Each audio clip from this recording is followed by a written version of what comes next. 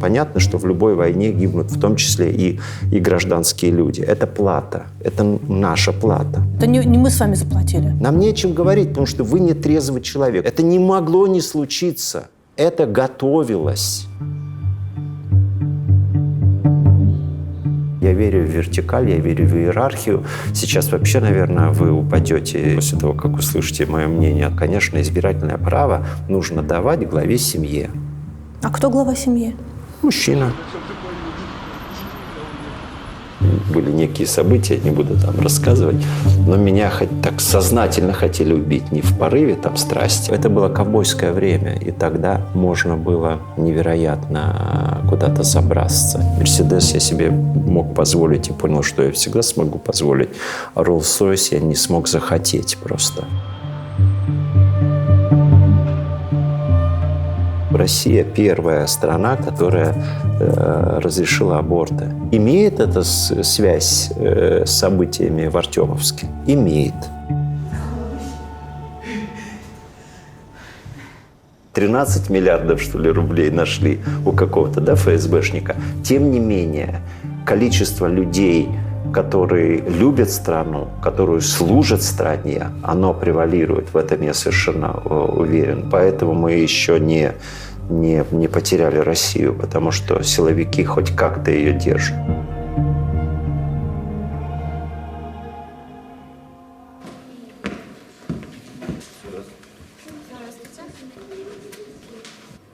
Ну что, друзья, жахнем? Сотый спектакль Светланы Мотолыгиной. Нас снимают иноагенты. Сегодня наш праздник. Давайте друг другу какие-то хорошие слова, но прежде всего сейчас спектакль. И давайте сделаем так, чтобы нам не было стыдно за 2 часа, которые нас ждут. 1, 2, 3, с Богом! Скажи, Гордеевой, скажи.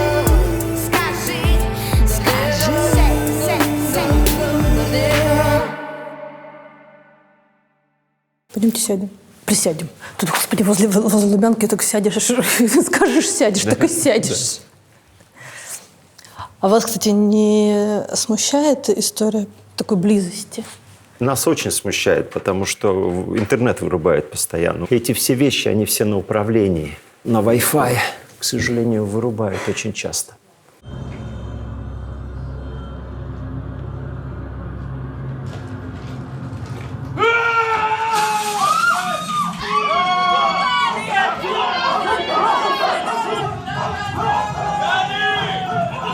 Прихожу я в себя от того, что ногам моим очень холодно. Дернула ноги и чувствую, что завернута вся в шубу волчью или медвежью. И коней тройка лиха мчится, и не знаю куда. Когда я еще не видела вашего спектакля «Лубянский гример», я была абсолютно убеждена, по названию, что это что-то про работу спецслужб.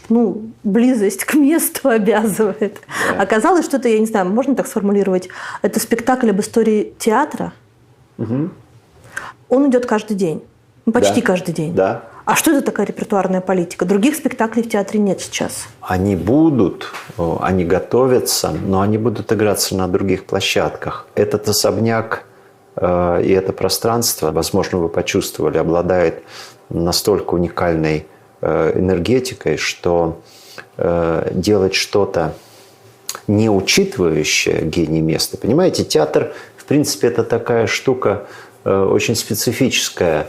Он должен быть шикарный снаружи, но пустой внутри. Что касается нашего особняка, он невероятный, он прекрасный, он красивый, он уникальный, у него удивительная история, но это не театр, здесь нельзя выстроить. Там есть и сцена, и зрительный зал. Это мы уже придумали. Мы это все сочинили. Но сочиняя, мы все-таки имели в виду некий проект некоего крепостного театра, каким он мог быть в России в конце 18-го, начала 19 века. А вы чувствуете вообще, как с отъездом большого количества режиссеров и с тем, что из таких культур-трегеров моложе 60 остались вы до богомолов, пространство расчистилось, и можно себе позволить много экспериментов? Я чувствую обратное. Я чувствую боль и беспокойство по поводу отсутствия совсем молодых. Радоваться тому, что у меня больше пространства для реализации моих амбиций, нет смысла. И мне не хочется. Да, это всегда было в России. В России эти волны – привычное дело. И в 70-х, 80-х была эта волна. Вы же прекрасно, наверное, знаете, что истории там и Бродского, и Барышникова, и Кублановского, и Шемякина. Но при этом надо понимать и разницу, что Бродский не вернулся, а Кублановский, как только возникло при первой возможности, приехал обратно в Россию. Если говорить про 20-е годы, про философский корабль, про поколение великих художников там, и великих поэтов, которые буквально решали вопрос: уезжать, не уезжать, оставаться, не оставаться. Прокофьев, Гумилев, который уехал в Париж, устроился работать к чете Гончаровых-Ларионовых и, соответственно, конечно, мог бы избежать своей трагической гибели, но вернулся чуть ли в 18 году, он уже, кажется, вернулся, не смог там оставаться. И люди, которые жили там, великие поэты, Георгий Иванов, Ходосевич и так далее, так далее, так далее, это часть русской культуры.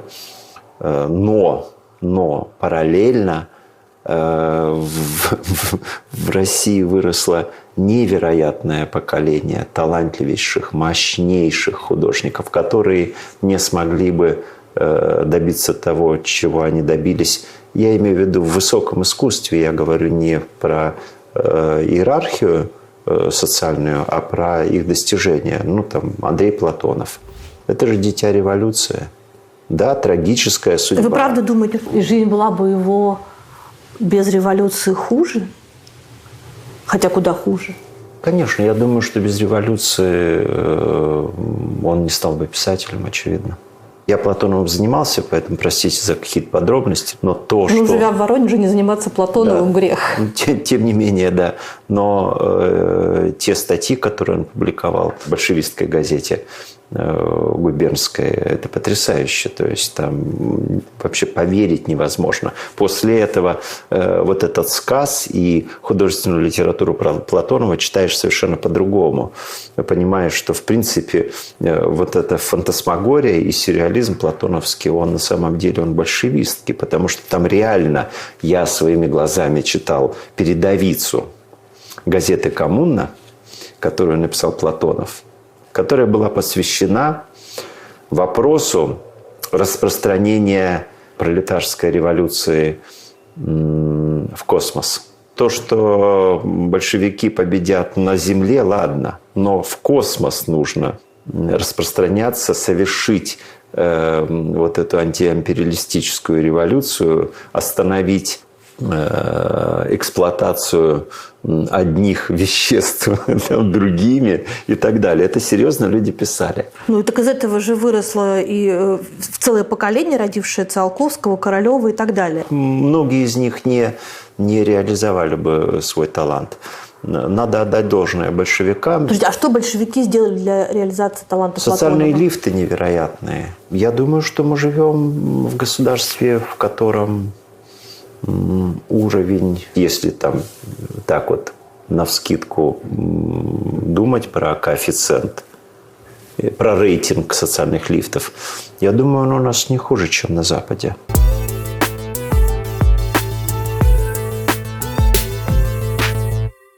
Я уже несколько раз рассказывала вам о клубе распродаж «Чики-Рики», которым пользуюсь всегда, когда хочу обновить свой гардероб.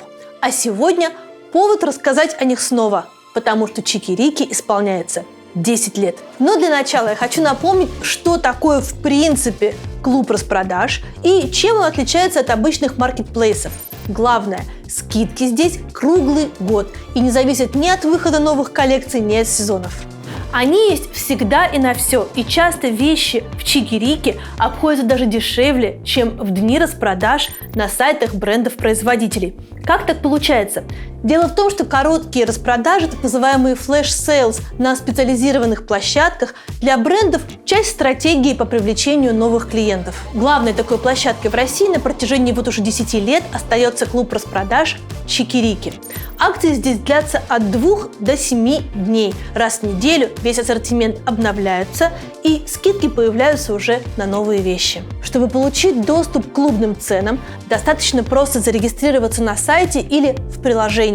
Алгоритм быстро подстроится под ваши запросы поиска и выстроит индивидуальную ленту, как в соцсетях, где будут показывать только те товары, которые могут вам понравиться.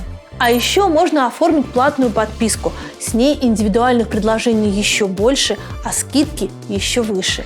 Так что подписка окупится, даже если за месяц вы купите всего одну вещь.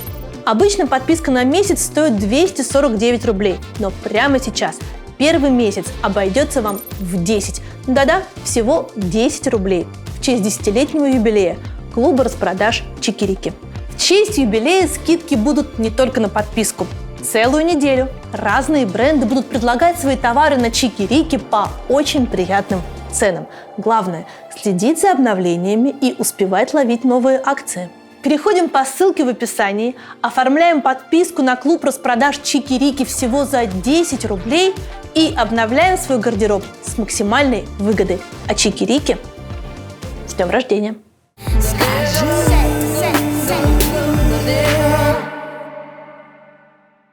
Какой вот вы сейчас видите себе социальный лифт?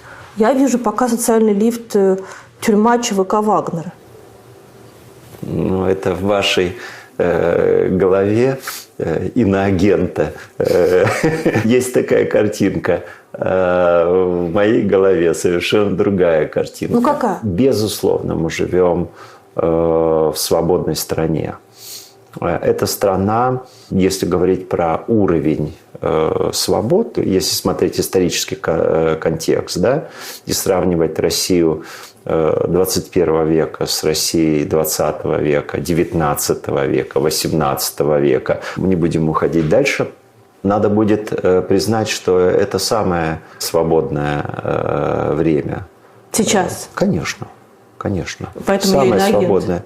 Нет, поэтому вы сидите и разговариваете со мной спокойно в центре Москвы, в 10 метрах от Лубянки, и никто вас не бросится арестовывать. Что неизбежно произошло бы, если бы я бы интервьюировал бы вас в Киеве. Меня бы арестовали сразу. Мы с вами в Москве, в центре города, разговариваем, будучи людьми на противоположных позициях. Ну, не во всех вопросах, мы с вами вполне себе где-то Почему вдруг сходимся. с российским гражданством должны оказаться в Киеве и там разговаривать? Нет, мы сейчас говорим про то, что Россия свободная страна. И я вам пытаюсь это доказать. Да, а я не вижу, да. У меня вообще, кстати, наоборот кажется, что мы оказались внутри книжек вашего бывшего друга Сорокина, когда ренессанс спецслужб и торжество православия. Это известная такая риторическая фигура, которую я уже слышу лет, наверное, 10, ну точно слышу, со времен Крыма. Ну и, соответственно, День опричника, Сахарный Кремль. В чем-то, пожалуй, есть ренессансы и того, и другого. К сожалению, недостаточный, потому что в спецслужбах не меньше проблем, чем во всем обществе. В церкви не меньше проблем, чем во всем обществе. Коррупция, которая существует и разъедает наше общество, это общее место. И у нас, к сожалению, нет особенно чистых таких пространств. Но все-таки церковь – это церковь. А если говорить о силовых структурах, то понимаешь и знаешь, что там на самом деле происходит, сколько там, 13 миллиардов, что ли, рублей нашли у какого-то, да, ФСБшника, тем не менее, количество людей, которые любят страну, которые служат стране, оно превалирует. В этом я совершенно уверен. Поэтому мы еще не не потеряли Россию, потому что силовики хоть как-то ее держат. Но там огромные проблемы, но они хоть как-то удерживают страну.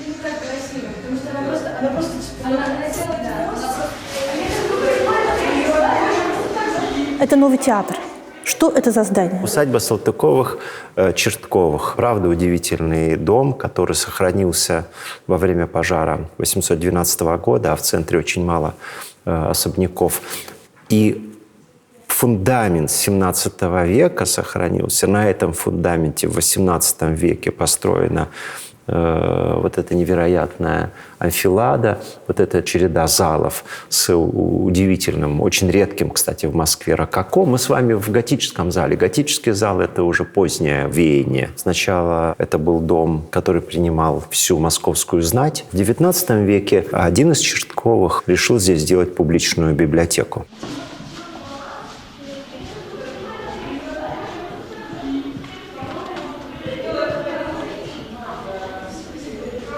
И те несколько тысяч книг, невероятных фолиантов, действительно имели огромную ценность. Здесь и Толстой очень много работал, когда писал «Войну и мир». Очень любил этот дом Станиславский, и Немирович, и все приходили, работали, встречались. То есть это был такой клуб, творческий кластер, что-то типа артплея, наверное, или института «Стрелка».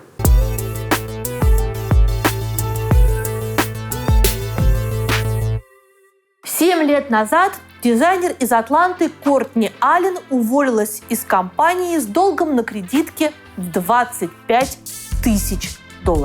Чтобы как-то встать на ноги, она стала на фрилансе делать на заказ красивые презентации и уже через год смогла нанять себе помощников и основать собственную компанию. Поверить трудно, но эта 33-летняя американка заработала на дизайне слайдов больше $2 миллионов. Она свободно перемещается по миру, любит путешествовать и предпочитает называть себя не предпринимателем, а фрилансером, которому просто очень повезло с любимым делом. Среди ее постоянных клиентов Coca-Cola, Bloomberg и Procter & Gamble, волшебница PowerPoint или Пикассо от Keynote. Так ее называют заказчики. И Кортни Аллен с гордостью вписывает все эти титулы в свои резюме. Зарабатывать на красивых слайдах вот таких или, может быть, даже таких учат в Академии презентаций Бонни и Слайд Николая Пере и Светланы Фирсовой. На курсе «Стань дизайнером презентаций» вы освоите новую профессию с нуля всего за 4 месяца и будете делать вот такие или даже такие слайды. Рынок презентаций сейчас растет. Каждый день больше 800 человек ищет, кто же им сделает презентацию. Средняя цена от 1500 рублей за слайд. Специалисты в этой области зарабатывают больше 200 тысяч рублей в месяц, а работать можно удаленно. Курс «Стань дизайнером презентаций» в Бонни и Слайд поможет специалисту из любой сферы освоить эту творческую профессию. И подойдет даже тем, у кого нет навыков в дизайне. Здесь вы сразу учитесь разрабатывать дизайн с нуля и получаете обратную связь от преподавателей после каждого выполненного задания. Первых клиентов вам найдет сама Академия. В Бонни и Слайд ежедневно поступают заказы на создание презентаций, и их отдают выпускникам из базы фрилансеров. Важно, что эта профессия актуальна не только в России. По данным сервиса Upwork, дизайнер презентации со знанием английского зарабатывает в среднем 2000 рублей в час, а у топовых специалистов зарплата еще выше. Академия обучила уже 50 тысяч человек. Среди них сотрудники самых топовых российских компаний. А по промокоду Гордеева 40 для вас действует скидка в 40% на обучение. Переходите по ссылке в описании или QR-коду на экране и записывайтесь в Бонни и Слайд на курс «Стань дизайнером презентации». Учитесь делать убедительные слайды с Бонни и Слайд и меняйте свою жизнь к лучшему, освоив востребованную профессию дизайнера презентации. А если нужно обучить коллег или сотрудников, то у Бонни и Слайд есть обучение в корпоративном формате. По все той же ссылке в описании можно узнать подробности и записаться.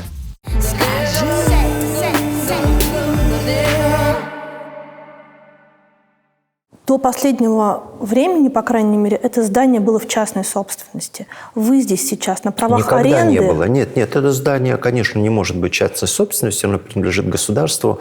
Есть компания наших партнеров, очень серьезная, очень ответственная. То, как они отнеслись к этому зданию, говорит о себе. Они провели потрясающую совершенно реконструкцию.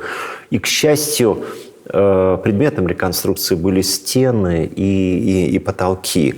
То есть они сохранились. И вообще те фотографии или там гравюры, которые я видел, они, конечно, впечатляют. Здесь было невероятное количество реквизита, театральным языком выражаясь, а если говорить по-человечески, то мебели и... Память.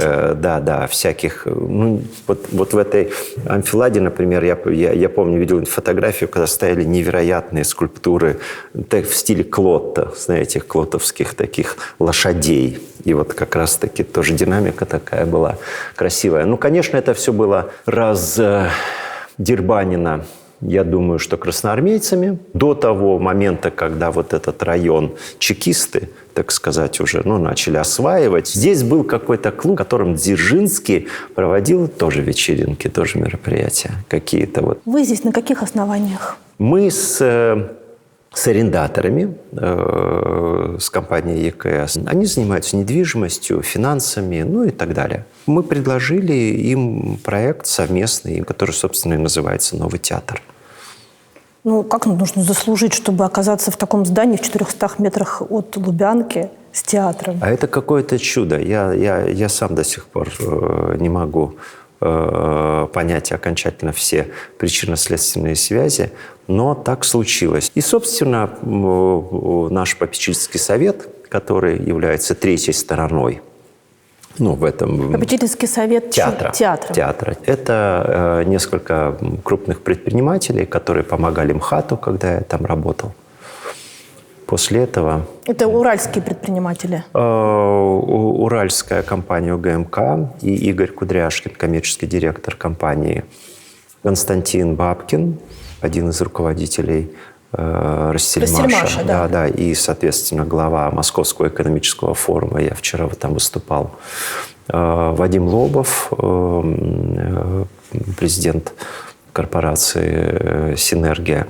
То есть это люди, которые скинулись деньгами, приехали, увидели это пространство, поняли, что это потрясающе, и, в общем-то, договорились мы все втроем развивать этот проект. И мы его делаем вот в таком треугольнике. Слушайте, а у вас есть какой-нибудь курс продюсерского мастерства? Как делать так, чтобы люди, у которых есть деньги, вкладывали в те проекты, в которые ты веришь?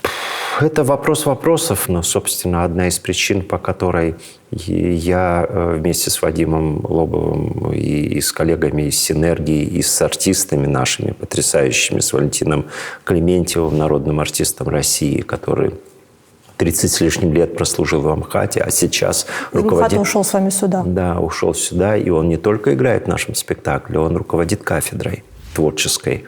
То есть это одна из причин, почему мы школу начали создавать, потому что надо передавать свой опыт, надо создавать пространство, где в том числе бизнесмены почувствовали бы ответственность за русскую культуру. Я думаю, что это вопрос важнейший сегодня. Не власть, не художники не имеют энергии, не имеют тех кондиций, которые позволили бы русской культуре совершить необходимый, очень важный, очень насущный, очень актуальный рывок вперед. Так было, кстати, в конце XIX века, когда вот эта такая аристократическая, дворянская элита расслабилась, увлеклась Западом и окончательно, так сказать, срослась с ним не только в вопросах нравов и денег, но и вопросов эстетических предпочтений. И были, конечно, какие-то великие, такие островки гениальности. Петр Ильич Чайковский, например, который активно сотрудничал с дирекцией императорских театров и, так сказать, свои спектакли писал. Но главные события в русской культуре в Серебряном веке, конечно, развивались без участия власти. Аристократия не помогала тем процессам, не модерировала. Власть и аристократия все-таки немного разные понятия. Ну, тогда это одно и то же. Тогда это было одно и то же, безусловно. Смотрите, прежде теми богатыми людьми, которые давали деньги на ваши проекты, были, допустим, Мамут, допустим, Авен и другие люди, которые считали себя в том числе людьми, сведущими в искусстве. Безусловно, И давали они вам, таковыми являются. и давали вам деньги и на произведения Сорокина, и на новую драму, и на поэтические театры, и на фантастическую сцену «Молот» в Перми. Эти люди теперь не с вами и даже не в России. Появились новые богатые люди, которые в основном из провинции, и в основном они имеют отношение к промышленности. Что их отличает от прежних олигархов? Патриотизм. То есть Мамут, Авен и другие не были патриотами? Я думаю, что, наверное, Мамут будет спорить. Ну, я не знаю, как он относится к этому слову, но то, что их активы, их деньги и их интересы были больше связаны с Западом, это очевидно. Но они же здесь их тратили. Где дети Мамута учились, вы в курсе? Нет, не слежу. Не в России. И какой вывод? Вывод очень простой. Мне Александр, с которым мы дружили, с которым мы общались, действительно очень много, который очень много делал для русской культуры, безусловно. Он один из самых блестящих вообще собеседников, которых я имел, один из самых глубоких знатоков поэзии. Кстати, когда там Мамут начинает что-то говорить там про язык, я знал и отца его, и маму. Это глубокие, интеллигентные люди. Но связи с русской почвой, с русским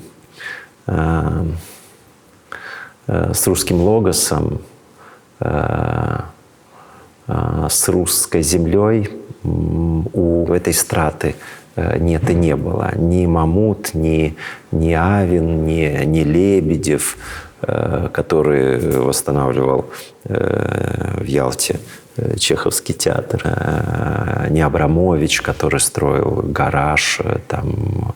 В общем-то, это же вечная такая расстановка. А где тут почвомер? Ну, вот как померить? Есть связь с русской почвой или нет связи с русской почвой? По делам?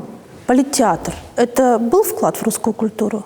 Конечно. Здание Политехнического музея это одна из самых главных точек для русской поэзии. Конечно, это место, где Маяковский впервые прочитал в Москве свои стихи. Это место, где Есенин, Майрингов там устраивали вечера. Это место, где Вознесенский, Евтушенко, Ахмадуллина читали свои стихи, и в том числе и на вечерах, в том числе и в фильме Малена Хуциева.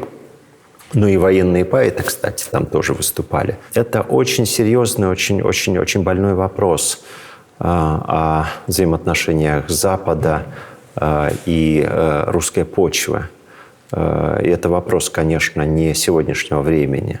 Нет, подожди, а тут не про Запад, тут про конкретных людей, вас и точку приложения всех этих сил. То есть ваша творческая энергия, их деньги и Россия. И вроде все складывалось. Смотря как складывалось, вы знаете, то, что параллельно с театром «Практика», который я создавал, параллельно со спектаклями в Политеатре, где мы читали стихи и шестидесятников, и военных поэтов, у нас были потрясающие вечера, где и там Юлия Друнина звучала. Конечно, были абсолютными репертуарными хитами спектакли по стихам Полосковой и Веры Павловой, в которых Ингеборга Дапкунайте блистала, там Алиса Хазанова. Это русская поэзия, это русский логос, и это прекрасно. Но этой поэзией не исчерпывается русская литература совершенно точно. Мы полностью, безоговорочно и, не знаю, навсегда или не навсегда, но точно очень серьезно разошлись с Верой Полосковой в убеждениях, что называется. Но я никогда не скажу, что она плохой поэт. Это говорят, даже если кто-то из моих товарищей, которые воюют на Донбассе, так говорят, они ее проклинают, говорят, вот какая-то такая-сякая. Так это, ребята, ну это ваше мнение. Я готов воевать на Донбассе, но я буду воевать на Донбассе, говоря, что Вера Полоскова – один из главных русских поэтических голосов сегодня. Не за Веру, что вы Полоскову будете завоевать? Вы знаете, может быть, и за нее. За ее стихи, за ее правнуков, может быть, они вернутся в Россию. Но вопрос был в том, чем нынешние олигархи, с которыми вы сотрудничаете, отличаются от прежних олигархов, с которыми вы сотрудничали. Вы сказали в патриотизме. Я показал очень простой пример. Он действительно такой яркий. То есть надо смотреть, где учатся дети. А какая разница? Если человек тратит деньги на Россию, какая разница, где у него дети учатся? Потому что он тратит зачем-то деньги. Музей-гараж. Но вы к нему не имеете отношения, не имели. Да нет, не имел. Я просто привожу пример. Да, текстура, сцена «Молот», не знаю, практика, «Золотая маска» – это все ваши проекты, в которые вкладывали деньги русские олигархи, которые были здесь. Прежде всего вкладывали деньги в эти проекты государства.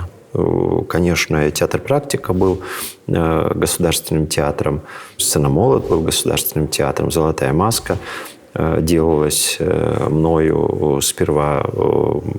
Первый фестиваль поддержал Лужков, а потом уже Министерство культуры включилось. И первый и последний раз Швыдкой подошел ко мне с предложением дать денег после первого фестиваля. Обычно всегда просили мы у министерства. Но это вопрос государственной политики. Она была обращена к Европе. В какой момент вы поняли, что те европейские ценности, которые вы исповедовали, оказались ложными, ошибочными и вредными? Это не какое-то откровение. Это процесс постепенный. Наверное, лет 5-6. Это было, наверное, с начала 2000-х. До 2007, до 2008. Вот где-то в середине, наверное, моей работы в театре «Практика» я уже начал понимать, что здесь мне неинтересно, мне не хочется вот в этом гламурном московском пространстве. «Нефть за 120», Алена Долецкая как главный трендсеттер, журнал Vogue и там какой-нибудь Harper's Bazaar, которые там печатают интервью со мной, но они перестали для меня быть чем-то определяющим, чем-то показательным, что ли. Это было внутренне неинтересно или это было ваше продюсерское чутье, что время развернется, тренды развернутся? Я не разделяю внутреннее и продюсерское, то есть я живу по совести.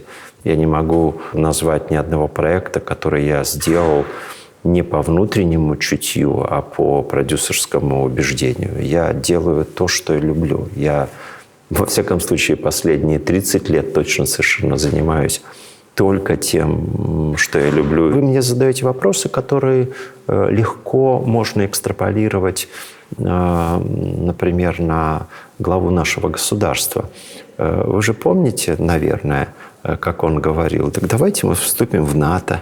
Путин говорил это. Да, шутя в каких-то таких разговорах, типа во время форума, каких-то конференций или еще чего-то. Но наша власть даже это допускала. Мы все, конечно, если говорить про 90-е годы, так там вообще разговора нет. Конечно, мы верили в Европу. Конечно, мы на нее надеялись. Конечно, мы думали, что там правда и радость, и развитие, и прогресс. В 90-е это было.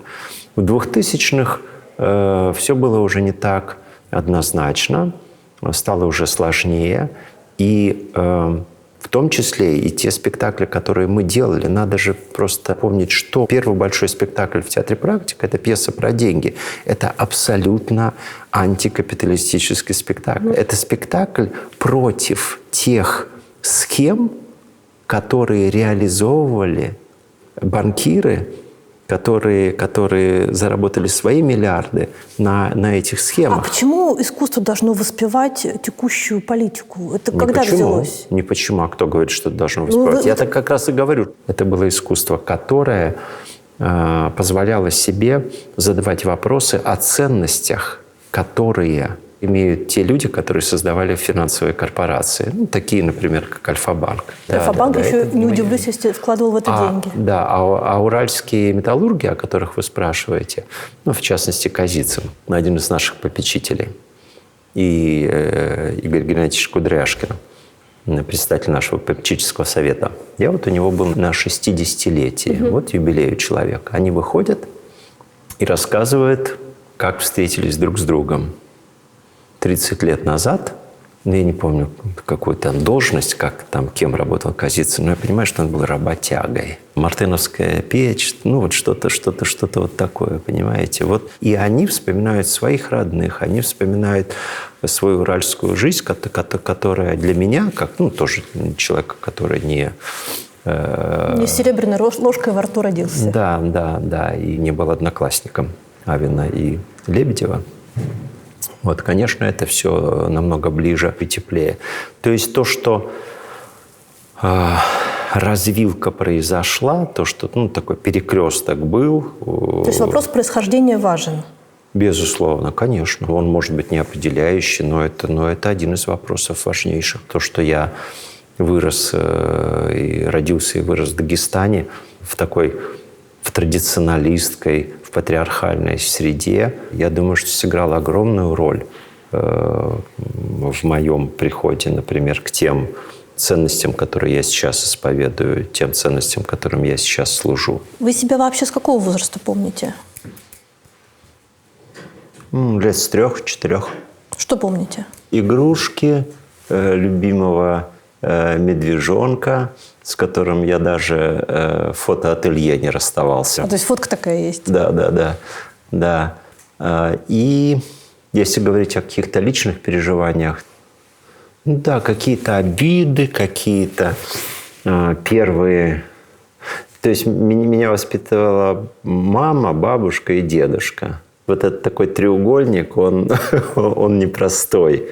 Он позволял мне лавировать, играть и какие-то устраивать... Манипуляции? Да. Но ваш отец из лакского рода, правильно? Нет. Никакой дагестанской нет крови. Мы все русские. Максимум, что у нас есть украинская, казацкая кровь. Это по маме родственники ваши? Да. И по отцу тоже. Нет, у нас и дед, и мама, и мой дед и по маме, и по отцу приехали, и бабушка тоже приехали в Дагестан, будучи командированными партией и правительством для поднятия народного хозяйства, воспитания школьников дагестанских. А вы в Кизил-Юрте родились? Город совершенно невероятный и удивительное время. И радость. И вот этот дом... Это частный дом, да? Да, частный дом, который в городке, в котором, думаю, больше 10 сортов винограда, сортов 5 черешни, сортов 5 абрикос, невероятных. Персики и роза. Очень много цветов.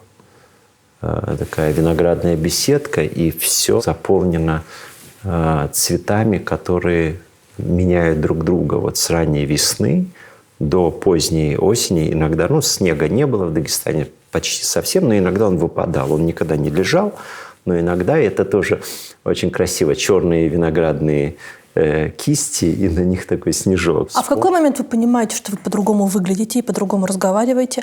А во-вторых, вы еще отличаетесь тем, что у вас нет отца. Советские семьи, знаете ли, отцов нет у многих. В мусульманских семьях не у многих. Дагестан тем и удивителен, тем и ценен. То, что задолго до того, как я услышал слово «мультикультурализм», и начал об этом думать, я пожил в этом самом мультикультурализме. То есть в нашем классе там 35 учеников, допустим, и русских было человек 5. Но других национальностей тоже было не больше, потому что Дагестан – многонациональная республика, и там представители разных языковых семей, разных групп Вы ни на одном из тех языков не говорите? Бабушка говорила, что мама, когда в детстве во сне могла начать по-кумыкски что-то там кричать, говорить. То есть все-таки по-кумыкски? Потому что соседи были кумыки. Там не было доминирующей какой-то даргинцев, кумыков, аварцев, лакцев. Мой самый первый, самый близкий друг был лакцем. И там я действительно мог попросить покормить маму моего друга Арслана. Я, конечно, мог. Но это все очень, очень смешано. Поэтому там не было доминирования какой-то нации. В какой момент вы понимаете, что вот во всем этом мало то, что вы русские, вы без отца? Ни в какой момент. Состояние человека, который живет без Бога, оно неописуемо. Об этом можно говорить только тогда, когда ты пришел к Богу. Состояние человека, который живет без Родины, он живет без Родины, ему хорошо. Он вообще не задумывается о том, что Родина, я космополит, что за это предрассудки? Я человек мира. Когда он находит Родину, когда он задумывается об этом, тогда он начинает вспоминать и анализировать себя прошлого. То же самое и с отцом. У меня был дед, который, безусловно, выполнял огромное количество этих функций. Часть функций отца, который может заместить чужой мужчина, а чужой мужчина может заместить даже дедушка, только часть. Дед мой выполнял, будучи невероятным авторитетом и научив меня и спорт любить, и в футболе разбираться, и в шахматы играть, и книжки читать. Дед умер, когда вам было 18, и вы пошли в армию. Да. А правильно ли я себе представляю, что в армии вы познакомились с очень важными в дальнейшей вашей жизни людьми? Правда. А кто эти люди? Два было друга, которые открыли очень много. Музыкант и химик. Мы очень похожи. То есть это абсолютно такая хиппистская, панковская тусовка. Да? То есть я, будучи отличником, я всегда в школе, везде там, где я учился, в университетах и в школах, я как-то там автоматически получал красные дипломы, но в школе я уже мою мамочку свел с ума, заявив, что я не буду никуда поступать. И в этом отношении я был таким, антисистемным человеком. В общем, хиппи. Это не выражалось в каких-то там специальных прическах и в цацках, но мне нравилось думать, что я против системы, против комсомола. И это был как раз такой момент, когда был прям беда была уже такая совсем. Советский Союз заканчивался и был отвратителен. И мы были против системы. И Андрей Гордиенко, мой друг из Новосибирска, который химик, такой же тоже бросивший университет, такой тоже вундеркинд, химик, убежавший, и музыкант Полтавцев, контрабасист, гитарист. Невероятная совершенно у нас была дружба. Она разбилась. Год мы были вместе, а потом меня на заставу отправили. Но все равно я с ними поддерживал отношения. То есть это были какие-то моменты, которые вполне себе можно назвать инициацией, и тяжесть службы, пограничная застава, мужская дружба, какие-то откровения, открытия, в том числе и в гуманитарной сфере. Я, наверное, тогда влюбился в поэзию по-настоящему. До этого я писал стихи, а после армии я начал любить читать стихи. А дальше вы оказываетесь в Воронеже на журналистском факультете. И там у вас есть ваш преподаватель Лев Кройчик. Кройчик был моим преподавателем, он даже был деканом. Но он на журфаке преподавал в Воронеже. Да, но он не был моим любимым педагогом. Моим любимым педагогом и моим профессором, моим учителем был Вадим Кулиничев, тоже несистемный человек, который постоянно занимался какой-то художественной самодеятельностью. Он постоянно рассказывал про театр. Он был влюблен в театр. То, как он говорил про Таганку, и то, как он писал про Таганку, то, как он описывал таганковские спектакли. И мы потом ездили уже, в Воронеж, Москва, студенческий билет, это очень легко было, конечно. Там ночью сел в поезд и приезжаешь.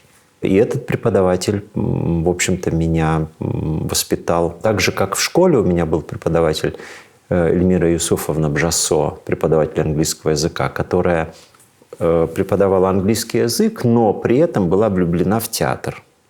И она делала театральный кружок. И мы там английский язык изучали, там, говоря что-то там, чирикая по-английски, но в театральных каких-то там костюмчиках, каких-то там, в какой-то обувке и в каких-то шляпах. Соответственно, с Кулиничевым было точно так. Кулиничев очень много писал о театре. У нас все-таки театральный город был, и он заставлял нас писать о театре. И Саркисов приехал в город, есть такой режиссер, состоятельный, мощный, и поставил Андрея Платонова. А я занимался Платоновым, как филолог. То есть у меня тема была, я, собственно, уже и диссертацию начинал писать по Платонову, тогда, когда начал после университета преподавать. Но это было вот время встречи Платонова и театра. Я начал, соответственно, работать в театре. На 3-м курсе, наверное. К этому моменту вы уже семейный, женатый человек. Я женился на однокласснице, но уже в Воронеже, конечно, после того, как поступил в университет. Чем вы зарабатывали на жизнь, на семью? Что-то пописывал, какие-то рецензии. Одновременно я работал и в театре, и преподавал университетом. Хватало на то, чтобы квартиру даже снимать, домик какой-то такой. Домик у вас был? Да, домик у нас был просто раздербанен, но очень тоже смешно. Опять же, все равно в Воронеже, город же огромный, миллионный, но в центре провинциальных русских городов остается частный сектор. Я принципиально поселился там. И мы жили, и было очень здорово. Это была жизнь между Воронежем, Москвой и Питером.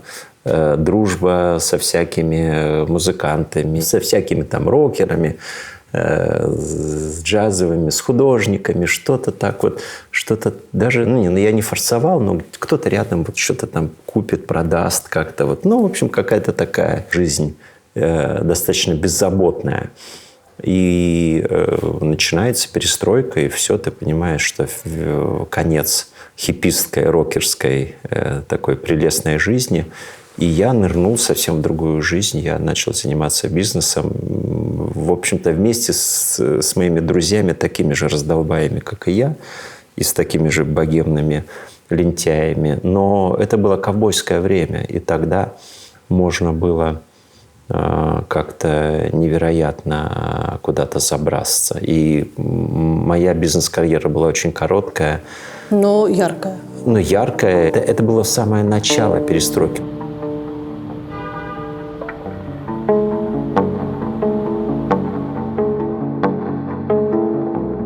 А что это было за история? Из того, что я знаю, вы занимались какими-то торговыми делами с Индией, да. И Сингапуром. Да.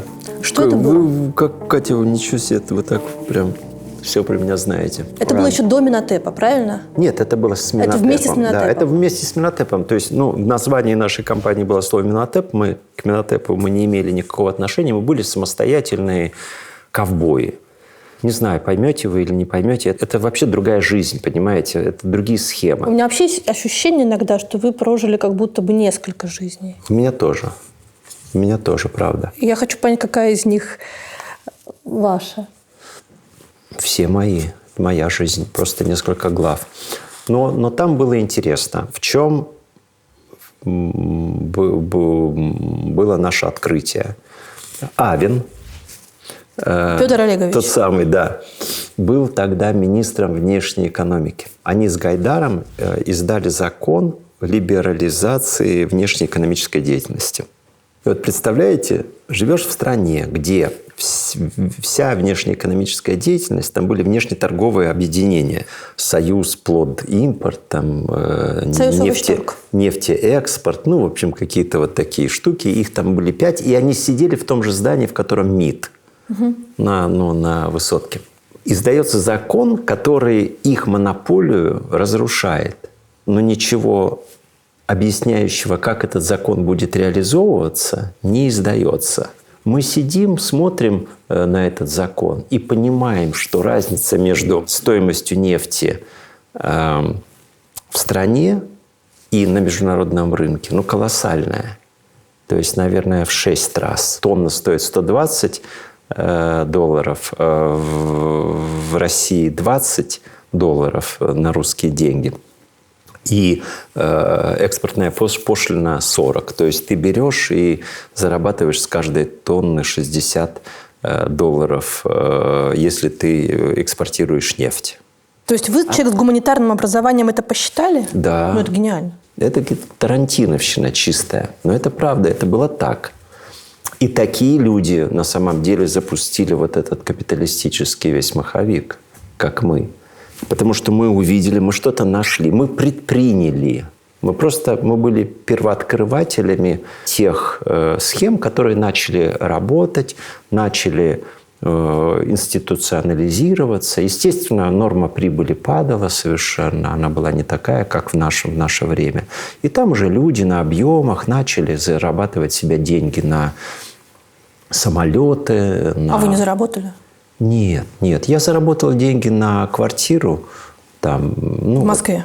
Ну да, ну вот на этот уровень как бы. То есть я понял, что там дочь мою я смогу там отправить, ну, понадобится за границу отправлю. Будет в Москве учиться. Жилье есть. А следующий шаг в структуре потребления – это уже вот эти самые там самолеты, яхты или рассуждения, ну, какой там будет Мерседес, Роллс-Ройс или там Мерседес. Мерседес я себе мог позволить и понял, что я всегда смогу позволить, а Роллс-Ройс я не смог захотеть просто. И все. И так я ушел из бизнеса. Вернее, не ушел из бизнеса, я вернулся в театр. Но вам важно вот это ощущение, что вы богатый? Я не богатый. Окей, я не состоятельный. Это невероятное ощущение. Никто даже сейчас не сможет близко пережить того, что мы пережили. Потому что это было ощущение не того, что я богатый.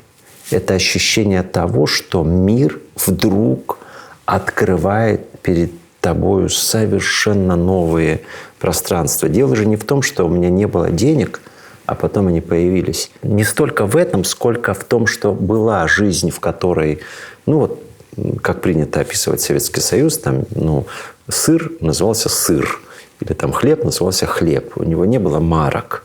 То есть в магазинах сыр и цена. И вдруг ты оказываешься там в американском супермаркете или в сингапурском супермаркете, что, кстати, даже круче в чем-то, потому что уже тогда в Сингапуре уровень вот этой вот технологической, цифровой будущей культуры был совершенно невероятный.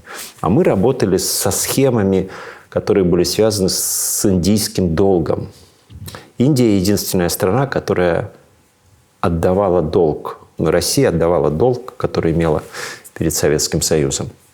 И мы начали с этими схемами, ну, как сказать, работать. Мы начали придумывать некие торговые схемы, конструировать, в которых индийские рупии могли быть конвертированы, соответственно, там, в рубли, в доллары и так далее, и так далее. Но это уже дела Минотепа. Это не дело Минотепа. От Минотепа нам не нужно было ничего, но у Минотепа было то, чего не было ни у кого – деньги. Мало кто понимает, как Ходорковский, Невзлин и их партнеры Дубов и Брудно стали олигархами. Это просто деньги.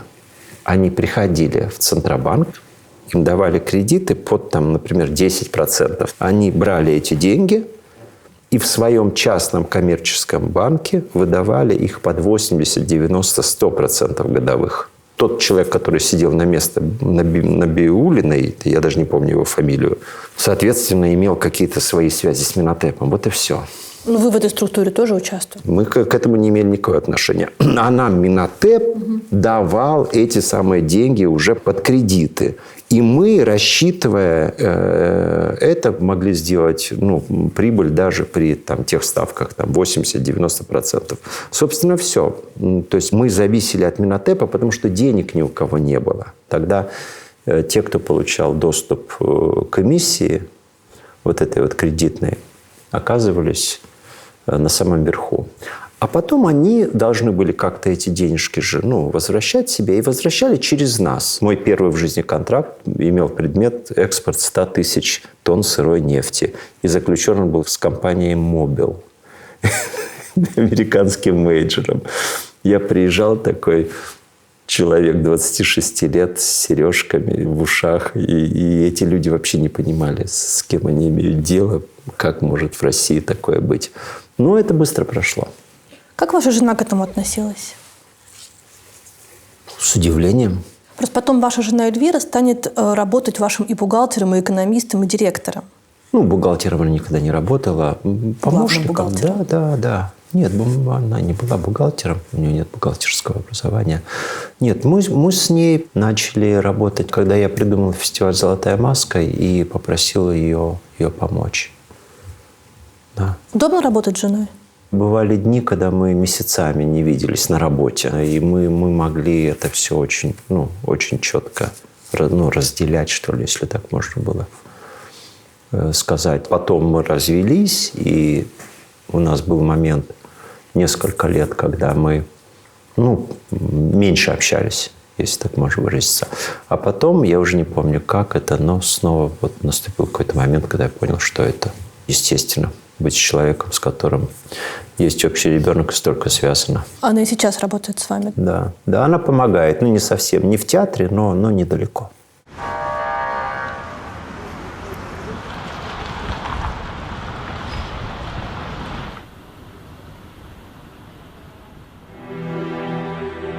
Ты пришел просить совета. Что придешь, я знал про это. Был мне знак на случай сей. А вы посмотрели фильм? Конечно. Если можно, чуть-чуть спойлер, скажу людям, что это кино в стихах о преображении русского человека, который сперва пил и безобразничал, потом увидел сон с Георгием Победоносцем и преобразился. И восстановил церковь, которая все это время была рядом с ним. Отличный спойлер. Вопрос, который меня мучил все это время. Как вы себе представляете зрителя этого фильма? Ох, это очень интересный вопрос.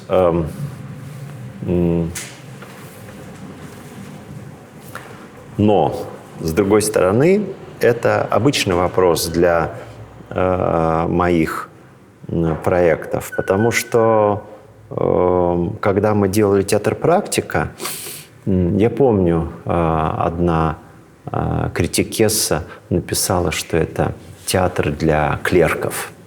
И, в общем-то, мы долго смеялись, потому что театр для клерков, которые так любят современную поэзию, неплохо вообще-то, оригинально. Хорошие у нас клерки. В конце концов, у нас клерки стали любить современную поэзию. Это стало модно. И слава богу, но на самом деле количество интеллектуалов высочайшей пробы, которые были в зале театра «Практика», когда там сидел одновременно Пригов, Харужий, Кормильцев, Генисарецкий.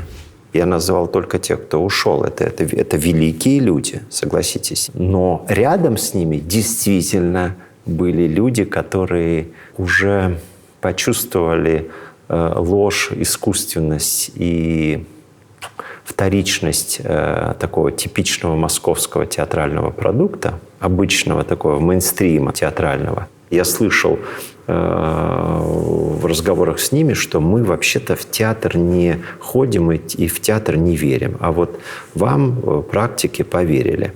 Я думаю, что и с «Русским крестом» может получиться что-то подобное, когда мы увидим зрителя, который не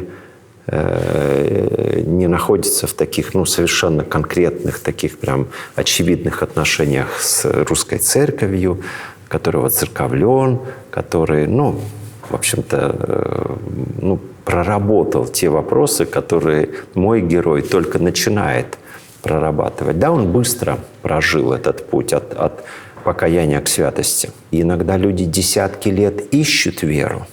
Иногда люди десятки лет маятся, понимая, что нельзя так жить, как мы живем. Нельзя жить вот в этом потребительском, постмодернистском, европейском, тухлом, скукоженном мирке. Нельзя. Секундочку, Иван Росток жил в абсолютно русском Нет, я сейчас мире. говорю, я говорю про себя.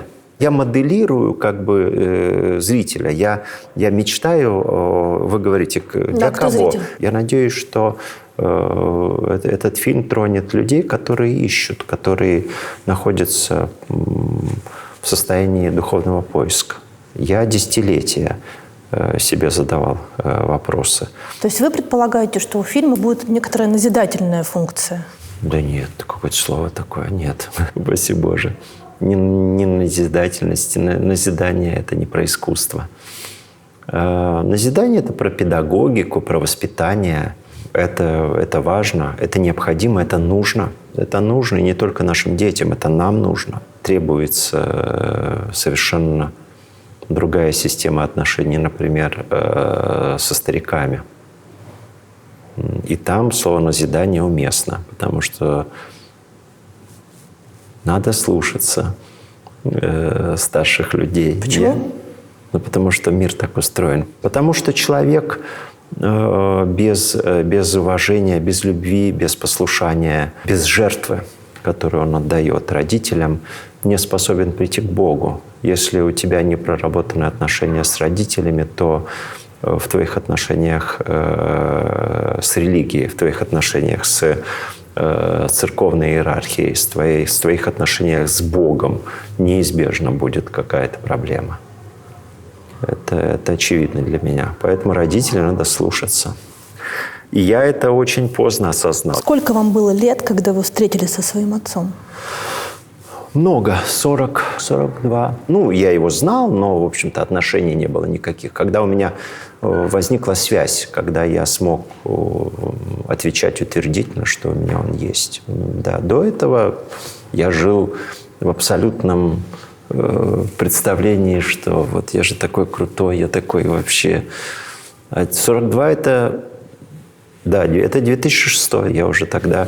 У меня была «Золотая маска», у меня был театр «Практика». Я уже тогда был человеком, который в Москве себя чувствовал как рыба в воде. Я не знаю, с кем только там не общался, с кем только не дружил, с какими королевскими отпрысками не обедал и в каких компаниях не оказывался.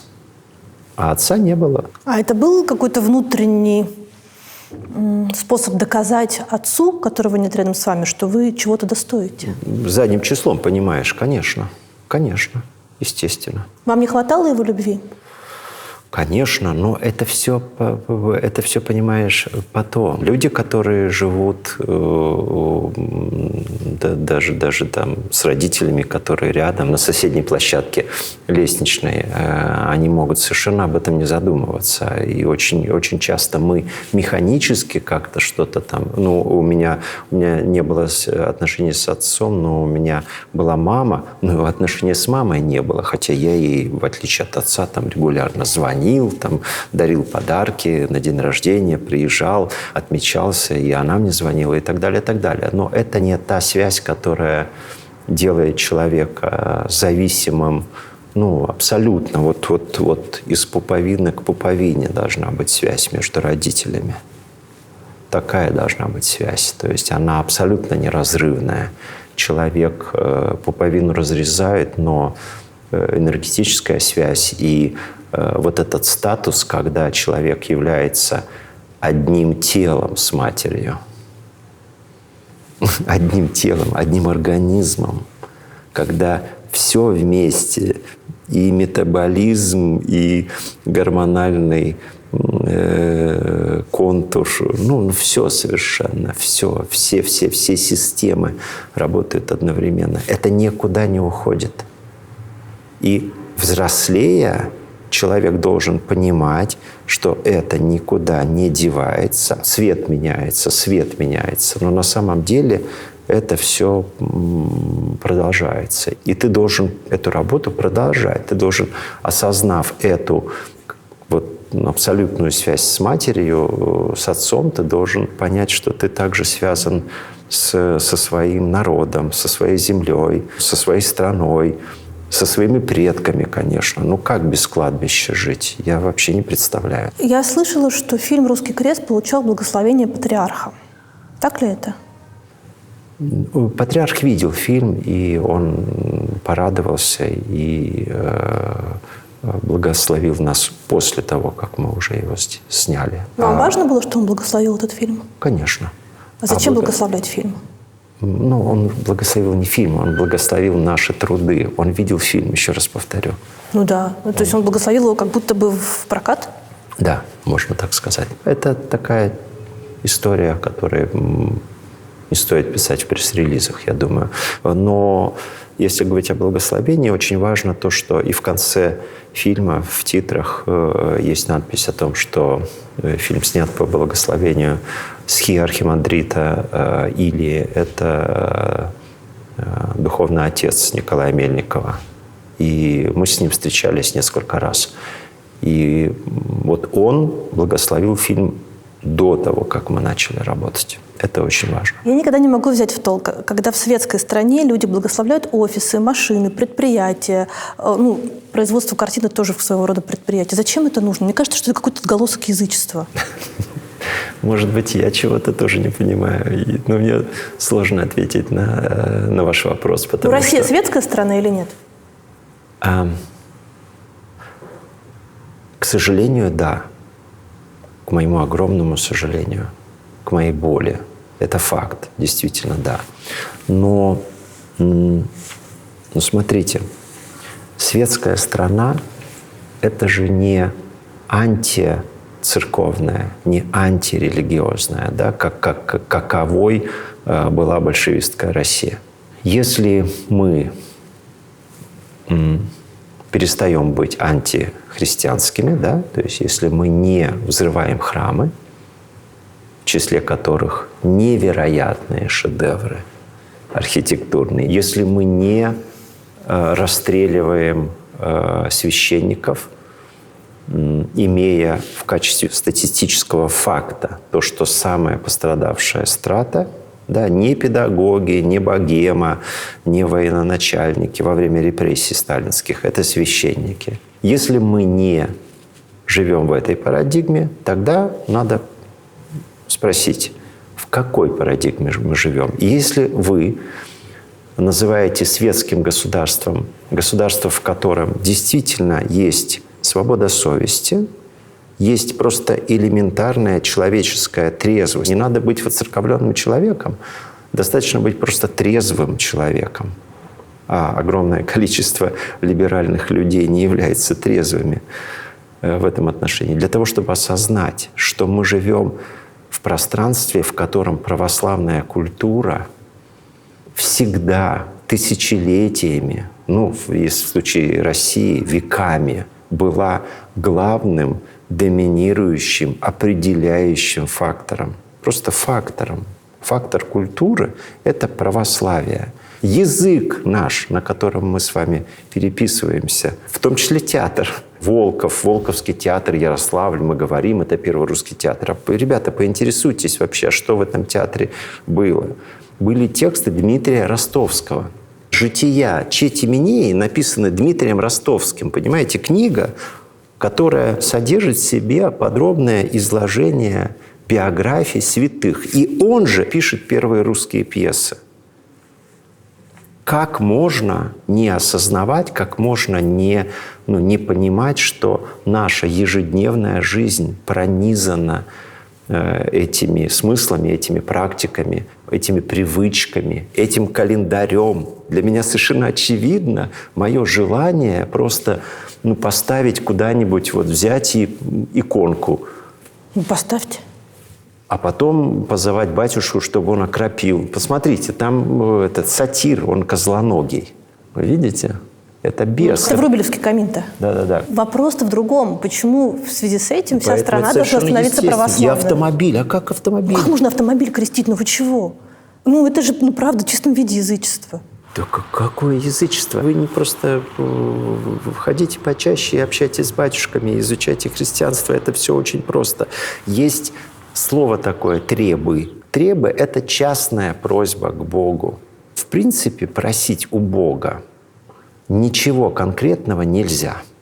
«Да будет воля твоя». Вот слова в единственной молитве, которую Христос сообщил апостолам. И, в принципе, действительно, очень многие священники, очень многие великие отцы церкви говорили о том, что перестаньте просить что-то у Бога, перестаньте требовать. Он лучше знает, что вам нужно. И если у вас онкология, значит, вам это нужно. Вашей душе нужна онкология, и благодарите Бога. Но при этом они же оговаривались, что частная просьба к Богу, не молитвенная, не публичная, понимаете? «О Боже, благослови там мою машину какую-то там, или моего ребенка, или там, я не знаю, мой спектакль». Какие есть разница между машиной и ребенком? Ну, смотрите, вот сколько у нас работает человек? Где-то около 100.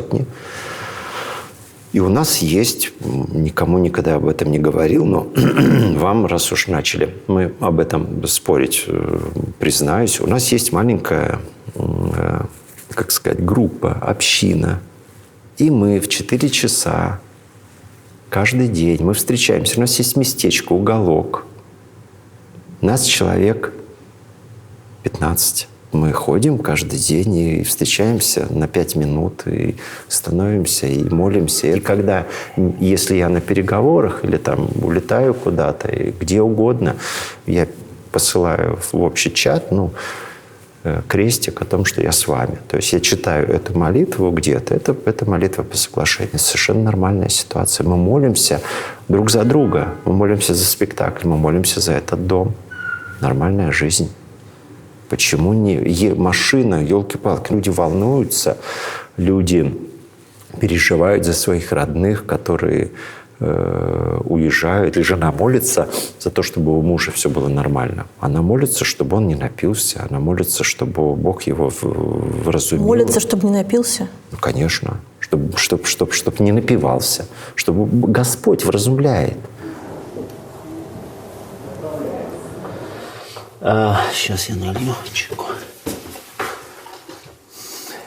А чайную церемонию вы проводите? Конечно. Ну как, конечно. То есть, я вот на доске завариваю чай. Особенно по пятницам. Почему по пятницам?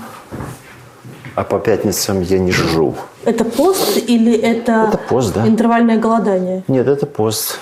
Пост. Пост батюшка благословил. В принципе, в пятницу постный день, но можно и вообще ничего не есть. У вас пахнет свечой для медитации. Или для молитвы. Так для молитвы или для медитации? Для молитвы. С медитациями все покончено. А вот вы же были буддистом? Нет, конечно. Почему все говорят о том, мил. что вы были буддистом? И что в театре «Практика» вы жгли благовония, ели аяуяску и расширяли сознание? И люди сидели у вас в кабинете, и это было что-то такое типа... Рассказывайте. Было или не было? Нет, конечно. Нет, благовония были, а аяуаски нет. Не было? Нет. И на Гоа вы не ездили? Для медитации, духовных практик? Да, еще как ездил и продолжаю ездить. Но приезжая на Гоа, если нет возможности оказаться в единственном православном храме в Индии, а в Индии запрещено православие, и храм есть только внутри территории посольства, но туда могут простые русские люди, записавшись, приходить. Поэтому, если мы недалеко от Дели, мы с семьей там оказываемся. А если на океане где-нибудь, то по воскресеньям исправно включаем трансляцию с нашего родного храма и стоим на службе православной. То есть никаких медитаций? Нет. И никогда не было? Буддизма не было никогда, и равно как и других. А интерес к Востоку у меня был, и он остается. Я и продолжаю горячо этим интересоваться. Я, конечно, интересовался духовной культурой, и индийской, и буддистской. Я и сейчас много читаю.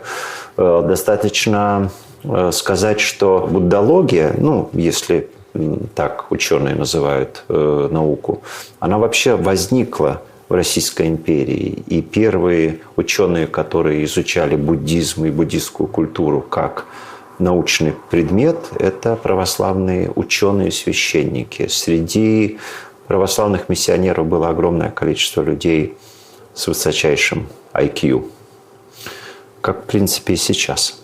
Но вопрос светского или религиозного государства – это вопрос серьезный. У нас все-таки в государстве все это время церковь была отделена от государства. Надо вернуть практику. То есть в новой России, за которую вы ратуете, вот в этом новом русском мире, президент, он будет еще и богопомазанный? Если вы спрашиваете, как будет, то есть вероятность, конечно, я доверяю вашему чутью. Она небольшая. Но если вы спросите, как я хотел бы, то, конечно, да. Конечно, так. Царь все-таки? Конечно, конечно. Не обязательно царь, кстати, не обязательно. Император? Это есть разные варианты. Смотрите, есть модели, когда русская община, люди выбирают своего правителя.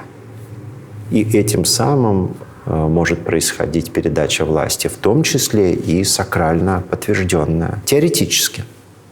А практически как будет? В демократию я не верю, это точно. Это политтехнология, крути-верти. Я верю в вертикаль, я верю в иерархию.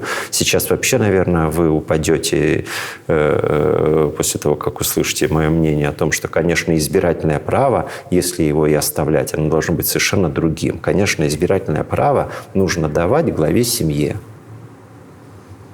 А кто глава семьи? Мужчина. Иметь он должен столько бюллетеней, сколько у него детей. И вот вся семья должна голосовать за это. Я понимаю, насколько это дико звучит для вашего просвещенного либерального сознания, но для моего это звучит абсолютно понятно и просто. Потому что муж с женой – это одно тело. Жена ваша с этим согласна? Конечно.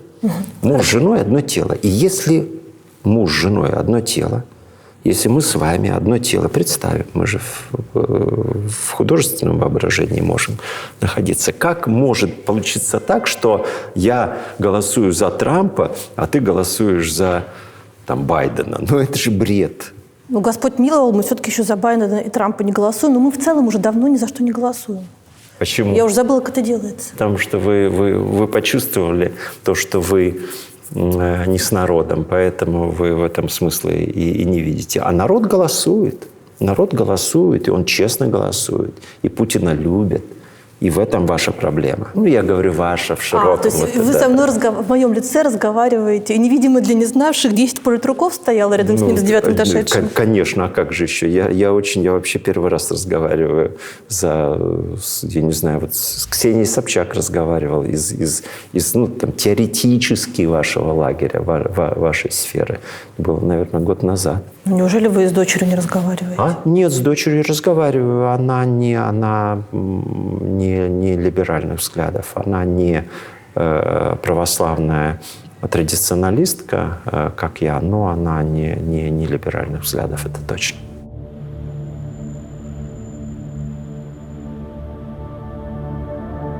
Важный вопрос, ведь у вас же есть еще дочь Лена, самая старшая дочь. Конечно. С которой вы долгое время не общались. Да. Во сколько лет вы с ней познакомились? Тогда же, когда я отца нашел. В 2006-м? Это все одновременно, как сказать, и оно одновременно и пришло. Потому что нельзя решить один вопрос, не решить другой вопрос. Ты живешь без образа семьи, и ты не задумываешься о том, что у тебя есть отец. Ты не задумываешься. Ты просто не думаешь, ты живешь ради себя и живешь ради себя. И так живет огромное количество людей в нашем мире. И я так живу, в какой-то степени продолжаю так жить. Просто не думаешь и не думаешь. И про Лену другое. Я не знал про Лену даже. То есть, ее мама как-то так мне сказала, что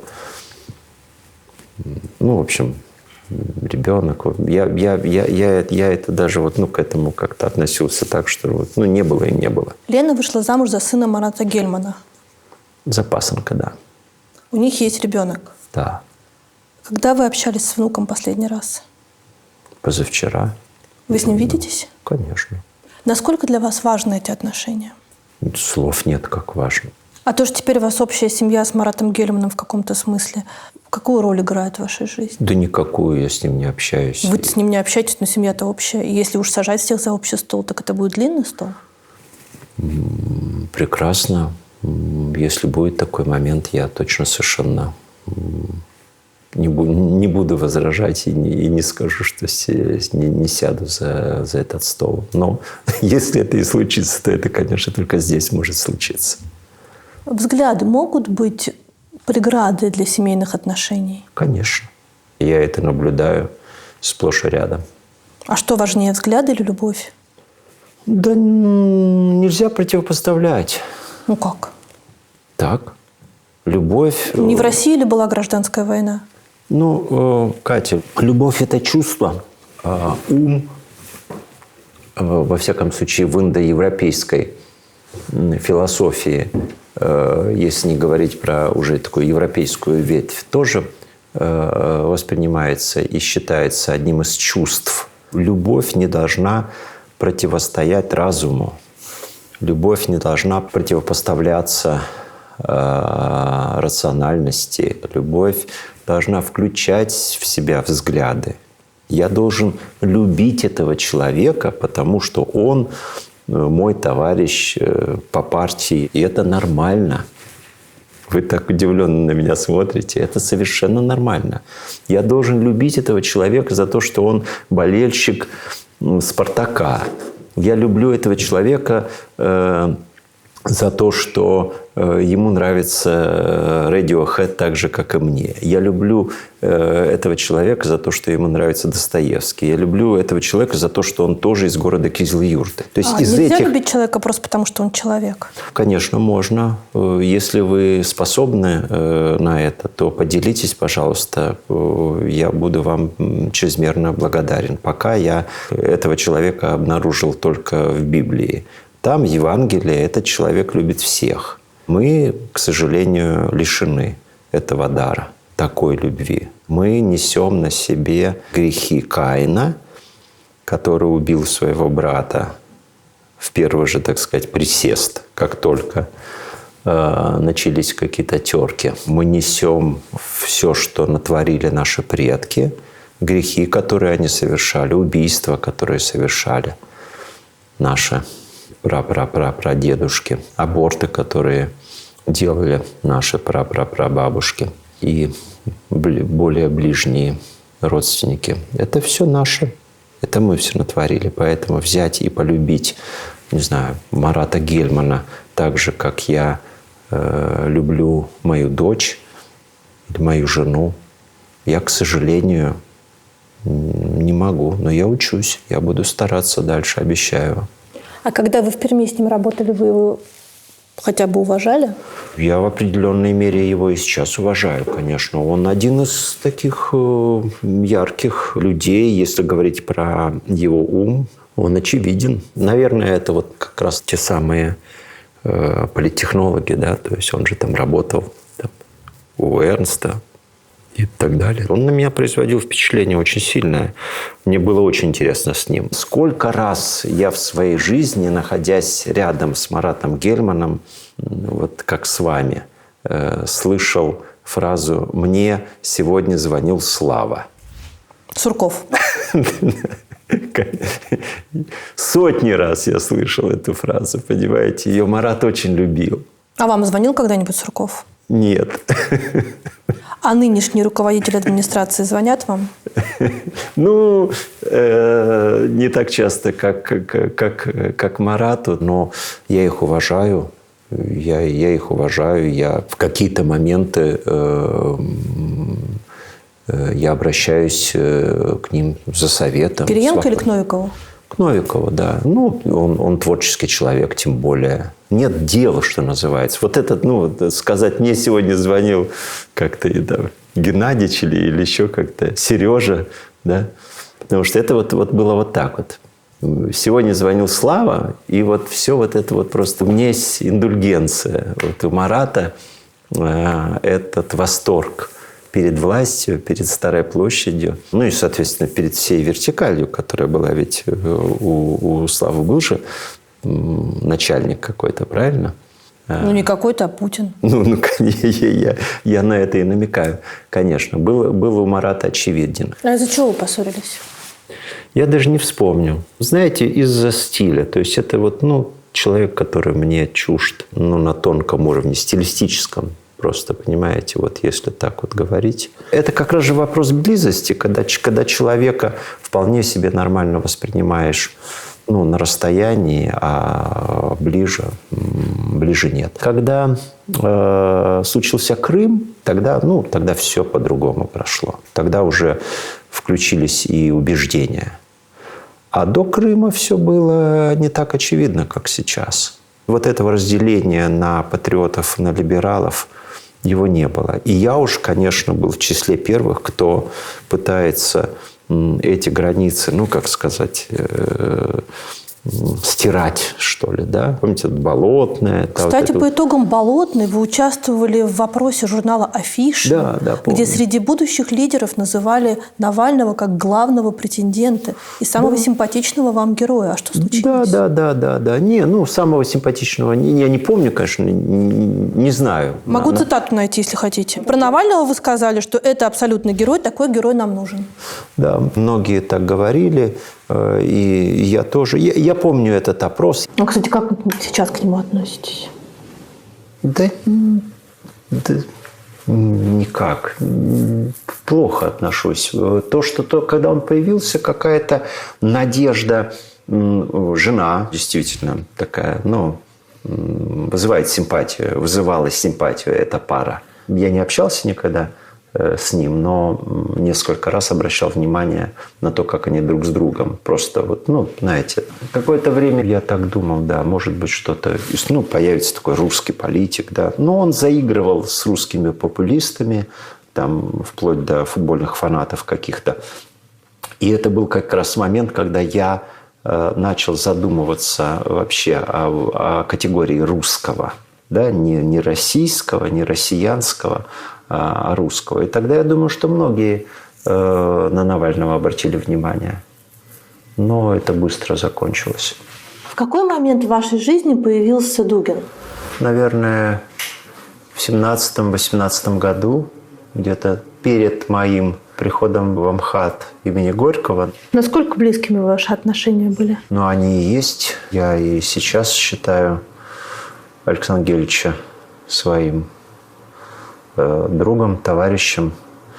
И он мне вчера написал после фильма. Это глубоко уважаемый мною мыслитель. Это большой человек. Я далеко не совсем соглашаюсь с ним в его убеждениях, но уважение и сила этой мысли, она впечатляющая. Я считаю его, конечно, одним из главных мыслителей нашего времени. Можно ли говорить о том, что Александр Дугин важнейший идеолог того, что сейчас происходит и в России, и на фронте между Россией? Это глупость, потому что это не так. К сожалению, это не так. Это либеральная, западническая такая картинка. Западная мысль сейчас вообще представляет из себя, если говорить про мейнстрим, про такое вот медийное такое измерение, набор таких вот, очень штампованных лозунгов, исключающий всяческую сложность, всяческую глубину.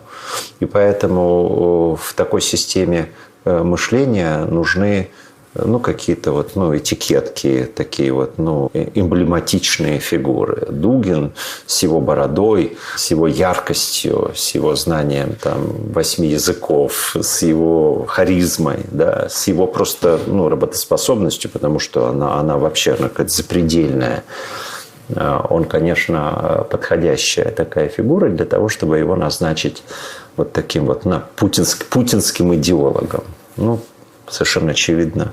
Еще раз повторяю, к сожалению, он им не является. Я думаю, что в нашей стране было бы все намного более здоровее, если бы Александр Гельевич влиял на реальную политику. То, что он не фашист, это очевидно. Или какой-нибудь там Бернар Леви там, или что-то вот это. Это очевидно. Он христианский гуманист, человек глубоко воцерковленный. Дугин до сих пор фигура, на которую распространяется бан на всех центральных каналах практически. Похороны Дарьи Дугиной транслировали все каналы и его выступления на них. Это, конечно, это событие, как-то развернуло, много изменило, и я и во время похорон был. Дарья Дугина работала с вами в театре. Да, это очень близкий человек. Вначале я относился к ней как-то так, немножечко высокомерно, наверное. Все-таки вот это опасение в отношении детей, существует в Москве много блатных биографий. И среди театрально-киношного сообщества. Поэтому всегда есть какое-то такое подозрение. Но потом мы с Дашей очень подружились, и она 1,5 года работала у меня в проекте «Открытая сцена МХАТ».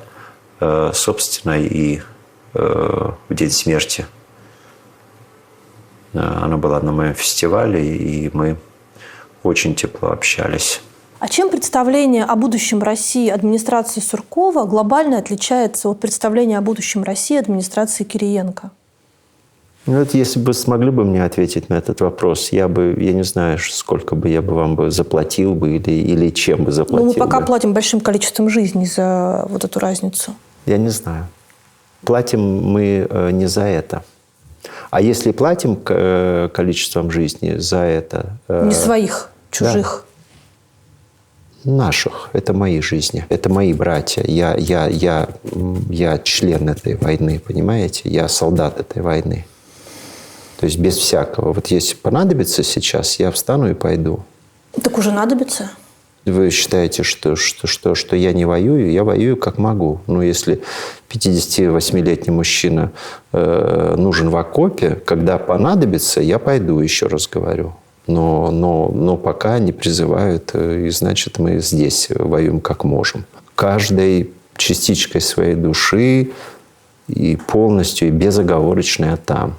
С моими братьями, с моими соотечественниками. И я в этих окопах. И если жизни платятся, как вы говорите, они платятся, да, только они платятся не за ошибки Кириенко и Новикова, они платятся за ошибки Суркова и тех, кто был за них. То, что у Кириенко есть ошибки, у Новикова, это очевидно. Но те, кто были до них, более ответственны. А те, кто были до них, более ответственны. Путин ответственен за то, что это происходит? Ответственен. Ельцин ответственный? Да. Горбачев ответственный? Да. До Горбачева кто был? Пропустим Черненко, Андропова, так сказать, за это. Брежнев. Так они же все это сделали. Хрущев это все сделал. Хрущев подарил этот Крым. Хрущев. Слушайте, перекладывать ответственность на разного рода мертвых, мне кажется, что самая неблагодарная история. Да нет, считайте меня за сумасшедшего или, я не знаю, за неадекватного человека. Ради бога, мне не привыкать. Но я действительно так вижу. То, что произошло в 60-х годах с культурой, в том числе, если говорить про наших любимых поэтов-шестидесятников, тот разврат, который они проповедовали, те модели поведения, те абсолютно западные калечки, включая обожаемого многими Высоцкого и прочее, вот эта вседозволенность, которую позволяли эти ребята, она и запустила те процессы, которые мы расхлебываем сейчас. То есть сейчас стираются с земли города вместе с людьми за вседозволенность 60-х? В том числе и за Серебряный век, и за то, что Анна Андреевна Ахматова и Марина Ивановна Цветаева вытворяли со своими детьми. и Гумилев, мой любимый. За это. Эти люди гибнут, потому что эти поэты жили так. А так как они поэты, так как они политики, так как они ролевые модели, они научили следующих жить так. Они научили. Если бы не было бы этой вседозволенности. Россия первая страна, которая разрешила аборты. Имеет это связь с событиями в Артемовске? Имеет. Ну, вы не понимаете, вы не видите. Если бы этого не было, если бы мы бы тогда жили бы с Богом, с заповедями, если бы мы жили бы по совести, то тогда, я не знаю, случилась бы война 1941 года или нет, это вопрос, не знаю. То есть это вопрос. Но то, что сегодняшней войны, абсолютно братской, абсолютно гражданской, когда часть народа воюет с другой частью народа, конечно, не было бы. Не, погодите, это две разных страны, два разных государства. Да какие страны? Ну какие? Что такое страна по сравнению с моим личным опытом? Вы там говорите, как к этому пришел. Да, конечно, я был антилибералом, антизападником уже в начале 2000-х. У меня есть люди, они живы. Понимаете? У меня есть ближайшие мои друзья, которые могут подтвердить, десятки людей подтвердить мои истерики, которые я устраивал, возвращаясь с Крыма. Когда я видел город, в котором никто никогда не разговаривал по-украински. И что? И в этом городе висит указатель улицы на украинском языке с невыговариваемой какой-нибудь там Шарика-Подшипниковская, знаете, улица какая-нибудь по-украински, и по-английски. Ну и что? На улице висит реклама американских сигарет, в 90-е еще можно было рекламировать, по-английски и по-украински. И люди это все читают, люди живут в этом пространстве семиотическом. Что, ну и что? Какая страна? Так это их проблема. Это геноцид, это не их проблема, это геноцид, понимаете? Ни в одной какой-нибудь, господи, в Швейцарии 10% этого было бы в Швейцарии, этот кантон взорвался бы моментально. Представить себе, что в какой-то из западных стран могут так относиться к людям, как относились в Украине, на Украине, к русским, невозможно. И если вы этого не видите, не понимаете, мне вообще не о чем с вами спорить.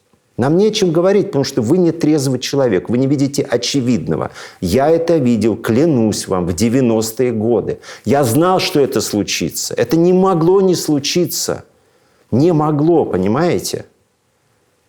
Это не могло не случиться. Это готовилось. Я не знаю, у вас дети есть, и как семья или родственники какие-то. Вам все равно, какие они читают книжки, вам все равно, какие они объявления читают. Я в Мариуполе, под Мариуполем только что был. Там эта учительница рассказывает, которая была абсолютно голубой глаз, и она рассказывает: вы русские, разговариваете с детьми по-русски дома. Не смейте разговаривать с детьми, с 4-летними, с 5-летними в детсадике. Нельзя разговаривать по-русски. Русским воспитательницам запрещалось разговаривать с русскими детьми в русской деревне, в русском поселке, в русском городе. Еще раз повторяю, никогда хохлы там не жили. Их не было.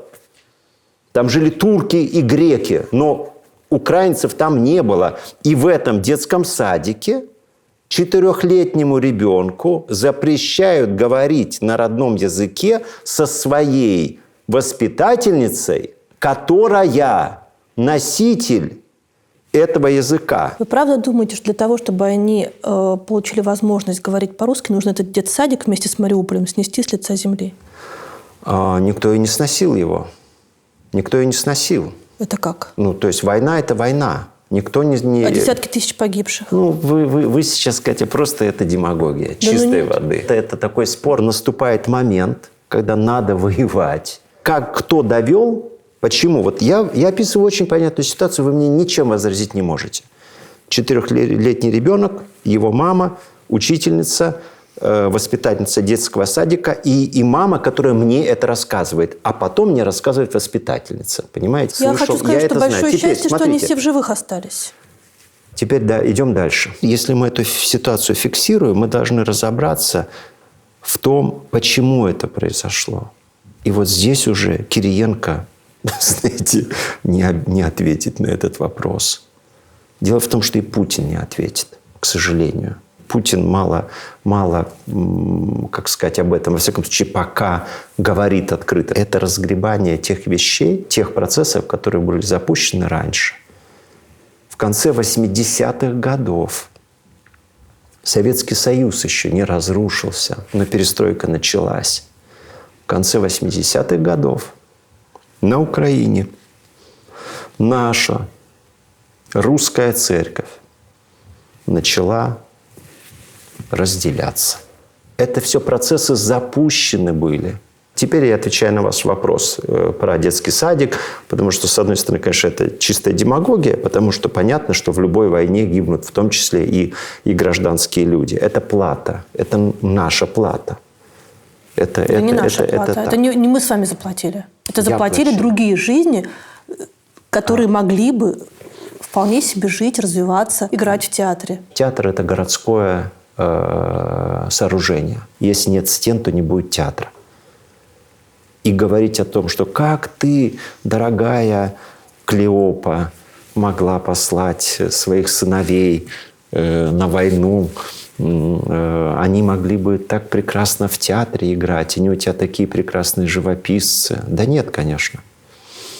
Нельзя так говорить. Надо говорить правильно, мать. И если вы хотите мне задать вопрос о том, как бы я отнесусь, когда мой сын вырастет и война будет продолжаться, я, не задумываясь, отвечу, конечно.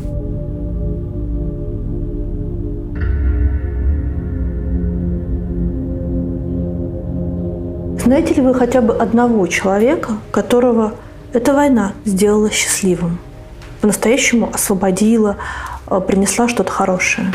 Ну, если мы не берем в расчет производителей оружия и тканей, и берцев, и всего остального, кто обогащается. Может быть, я как-то не соответствую формату подобных передач, может быть, еще что-то. Но я не хочу все упрощать, понимаете? Счастливым нет, не знаю. Значит, она всех сделала несчастным. Нет, конечно. Да. Конечно, нет. Огромное количество людей обретает смысл. И это было, еще раз повторяю, всегда в истории человечества. Так было в 20-е, в 30-е, 40-е, в 60-е годы. Мне монах, мой товарищ, близкий, ну, если можно назвать монахом товарищем, ну, в общем, близкий человек, который служил в спецвойсках, он даже не мог назвать страну, в которой он служил. Ну, засекреченная операция. Ну, я догадывался, что это, видимо, все-то где-то что-то, имеющее отношение не только к Афганистану, но и к Пакистану, наверное. Ну, скорее всего, вот это. То есть, ну, десантник, суперспецназовец. То, как он рассказывал о своих, ну, в чьих-то глазах это какие-то дурацкие приключения, в чьих-то глазах это убийство страшное. Но я видел человека, который обретает смысл жизни вот в этой войне, в этой борьбе. Ну вот примеры. Вот у меня вышла книга, которая называется «Русский код» только что. Там мои беседы с героями современной культуры. Кончаловский, Петровский, а рядом с этими, ну, безусловными фигурами Митя Ольшанский. Абсолютно точно человек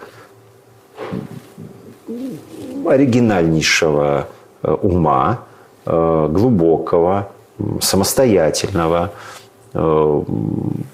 такого яркого ума. Я помню, что он писал про 2014 год, когда случилось воссоединение Крыма.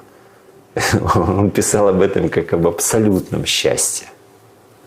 Об абсолютном счастье. Мы были тогда абсолютно счастливы. То, что нельзя испытывать подобные эмоции сейчас, когда идет гражданская война, это естественно. Но это не значит, что я никогда не скажу, что я несчастлив из-за того, что это война. Погодите, но вот вы говорите, что вы христианин, и вы православный христианин. Да. Нигде, ни в одной христианской книге не написано о том, что убийство – это хорошо. Катя, перестаньте. Как? Я просто ужас какой-то. Перестаньте я просто уже мыслить этими такими, нельзя быть, такой зашоренной. Елки-палки. В Евангелии и в Библии огромное количество текста, который констатирует необходимость войны, который говорит о наказании, который говорит о поругании, который говорит о том, что и не только Господь наказывает. Вся Библия на этом построена. Хорошо, давайте доформулируем. Вы сейчас считаете, говорите, что... существует заповедь «не убий», она есть. Давайте чуть-чуть сложнее. Наши воины русские с молитвой, с ликом Христа и с хоругвами воевали и в XII веке. Другой разговор. И это тоже нужно. Я, может быть, сумбурно говорю, но на самом деле, потому что это все правда. Потому что жизнь сложна. Они воевали друг с другом тоже. То, как суздальские войска мочили новгородцев.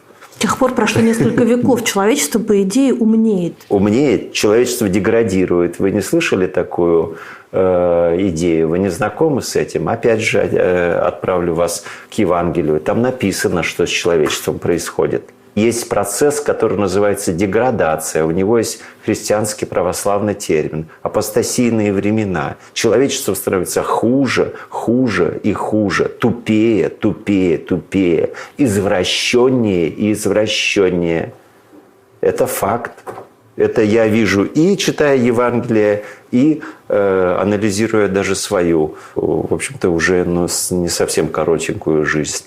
Но вы наоборот, смотрите, от всех грехов отказались, как-то идете вперед, голодаете, поститесь, молитесь, верите. Мне вы скажете... Тем не менее, не могу похвастаться тем, что я достиг уровня просветления и освободился от своей грязи и грехов. Я знаю себе цену, и если мы будем говорить в социальном измерении, то да, я без какой-то ложной скромности скажу, что я профессионал, и так далее, и так далее. Я могу про себя сказать что-то может быть, даже нескромное. Но если говорить о душе, то мы живем в очень грязном мире, и я часть этого мира. Вы правда считаете, что ради благоденствия, благополучия и величия одной страны можно пожертвовать гражданами другой страны? То есть ради благополучия одних людей можно пожертвовать жизнью других людей, если уж совсем коротко.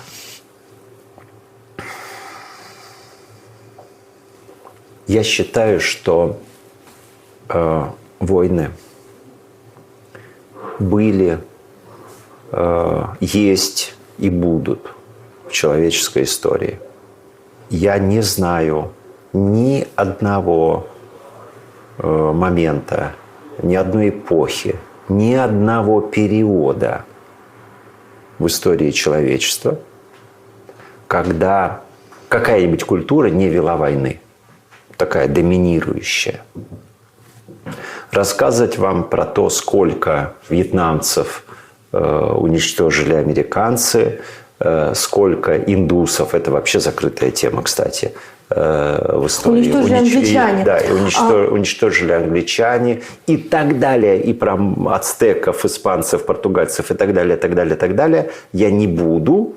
Мы перескакиваем, и я говорю, вы понимаете, что другого не было никогда. Никогда. Если какая-нибудь сейчас маленькая нация, типа тибетцы, да, они же такие пушистые, да, их прижимают страшные китайцы, а они абсолютно ахимса, да, у тибетцев. Далай-лама, светоч непротивления злу, насилием и так далее, и так далее. Когда мы узнаем вообще про тибетцев правду, у нас волосы могут стать дыбом.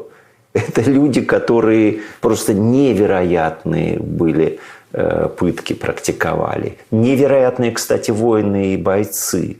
Невероятно страшные ритуалы военные. Постоянное использование костей своих врагов в качестве ритуальных предметов и так далее, и так далее, и так далее. Можно ли ради благополучия одних людей убивать других? Это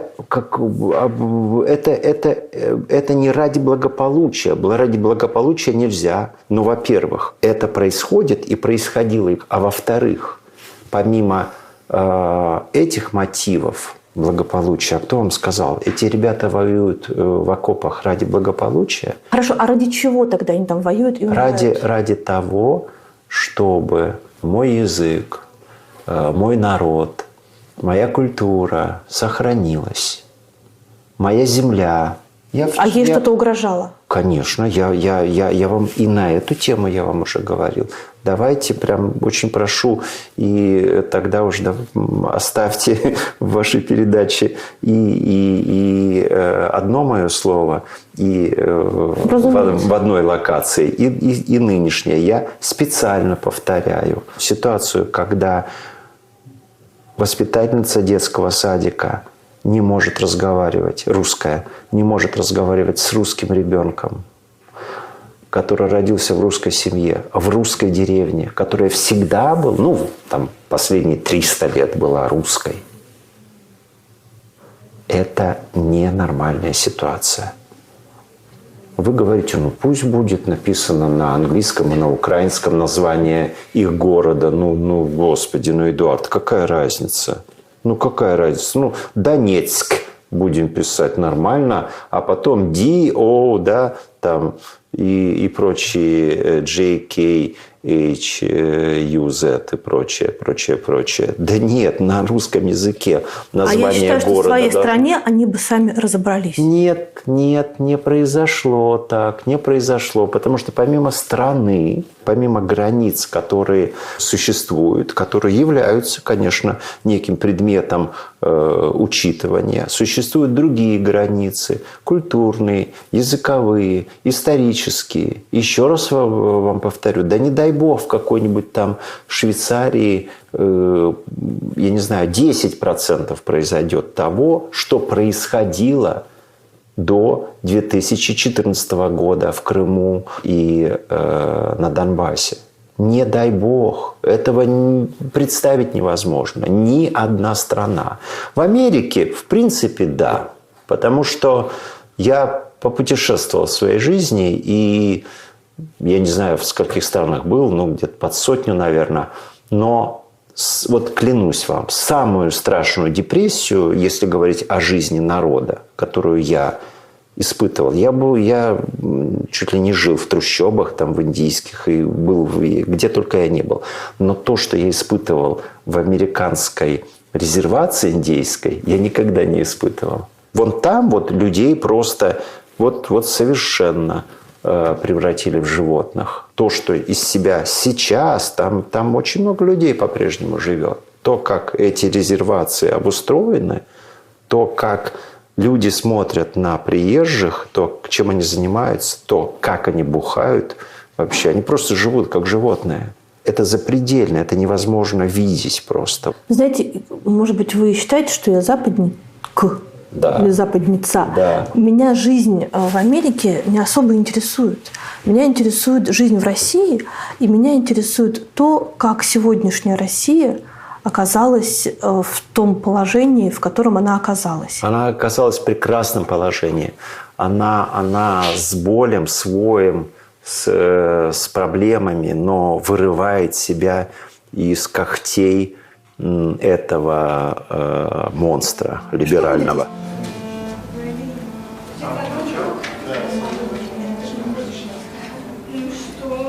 Позвоните премьер-министру, что он сделает.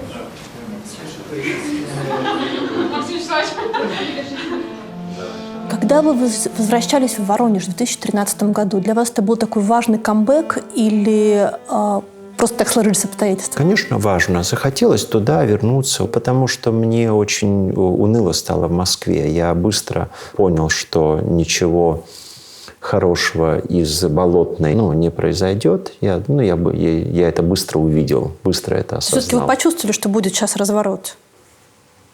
Куда?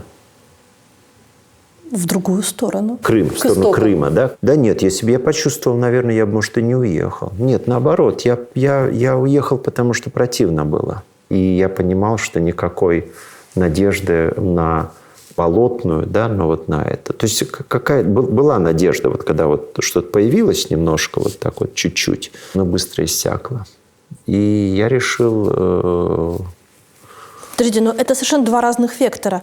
Вектор людей, которые стояли на Болотной, и вектор аннексировать Крым. Вам какой из них больше нравился? Конечно, связанный с Крымом, при том, что я, конечно, никогда не назову это аннексией. По-вашему, это аннексия, по-моему, это возвращение, конечно. Когда вы стали ректором Воронежской академии, какие у вас планы были? Создать лучший вуз творческий в стране. Это же и такой институт, который совмещал факультеты. Театральная кафедра неплохая была, живописная тоже, музыкальная очень неплохая. Но дальше происходит целая цепочка событий. Посреди сессии ректор академии исчезает из академии. Это вы. Возникает уголовное дело о хищении государственных средств. И вы возвращаетесь в Воронеж уже как свидетель по этому уголовному делу. Параллельно все узнают о том, что вы стали доверенным лицом Владимира Путина, подписали письмо за Крым и, в общем, очень теперь уже открыто говорите о православии. Нет, подождите, совсем не параллельно. Нет? Нет. Давайте постепенно. Вы нарисовали, да. Нет, конечно. Из Воронежа вы уехали в Пустынь. И с кем-то там много и долго разговаривали. В Пустынь я начал ездить значительно раньше. Из Воронежа я уехал очень спокойно, очень предсказуемо. Во время сессии? Сессия продолжалась, но на самом деле я закрыл год и заранее, в общем-то, сказал губернатору, который меня туда и приглашал. То есть здесь никакого бегства... Алексею Васильевичу Гордееву. Да, никакого бегства, как вы сейчас нарисовали, не было и в помине. Это было давно, и об этом я так открыто не говорил. Но на самом деле все понимали, во всяком случае в Воронеже, все точно понимали, о чем речь. У Гордеева было столкновение с неким лагерем предыдущего губернатора. И они воевали серьезно.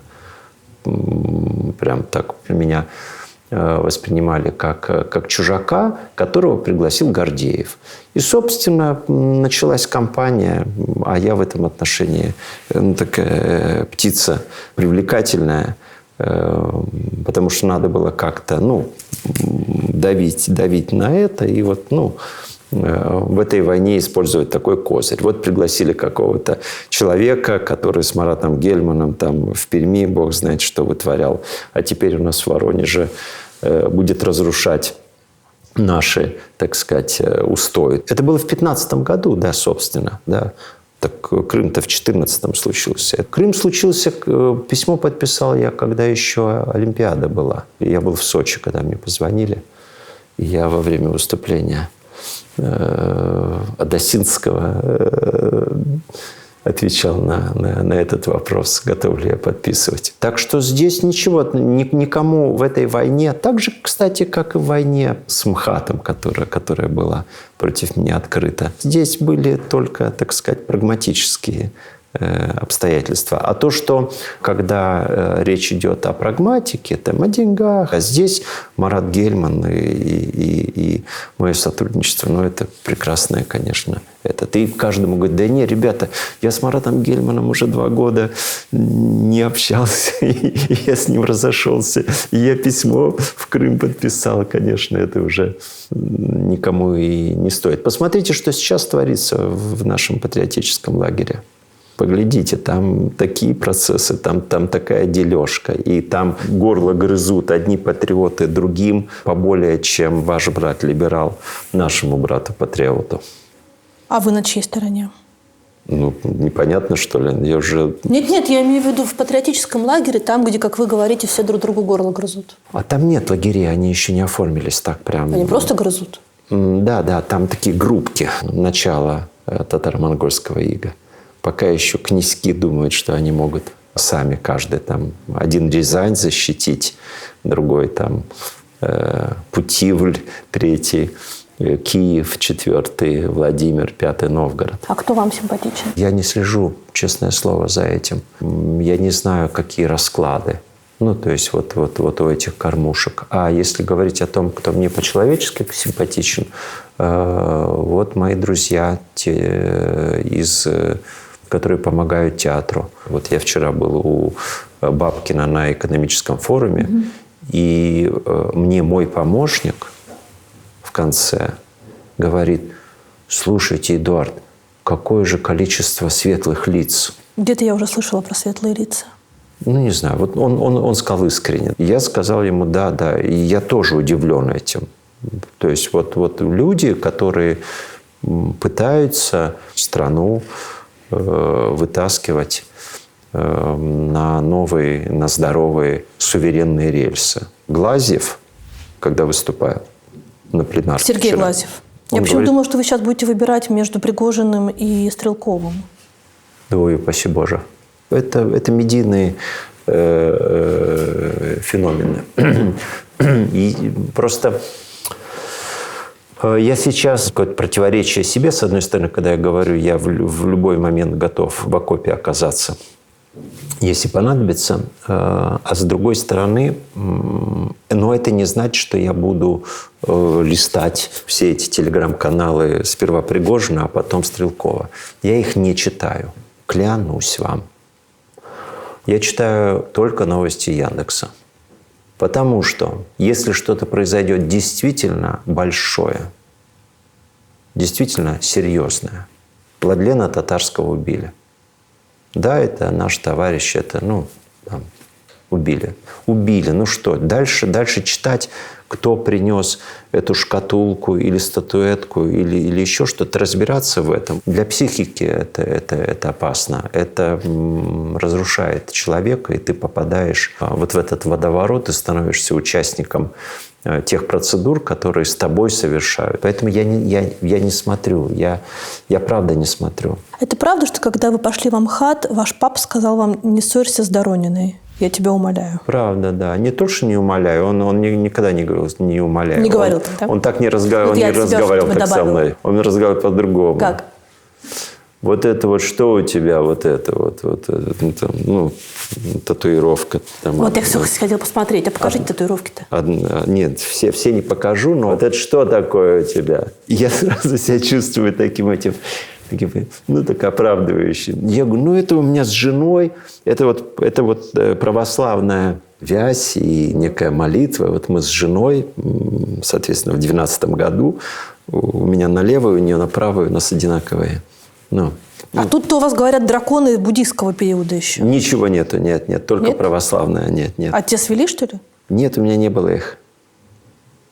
Только православные эти. Нет, кстати, одна тоже с христианской, то есть если про крики, с отцом, и он так знает, что это такое,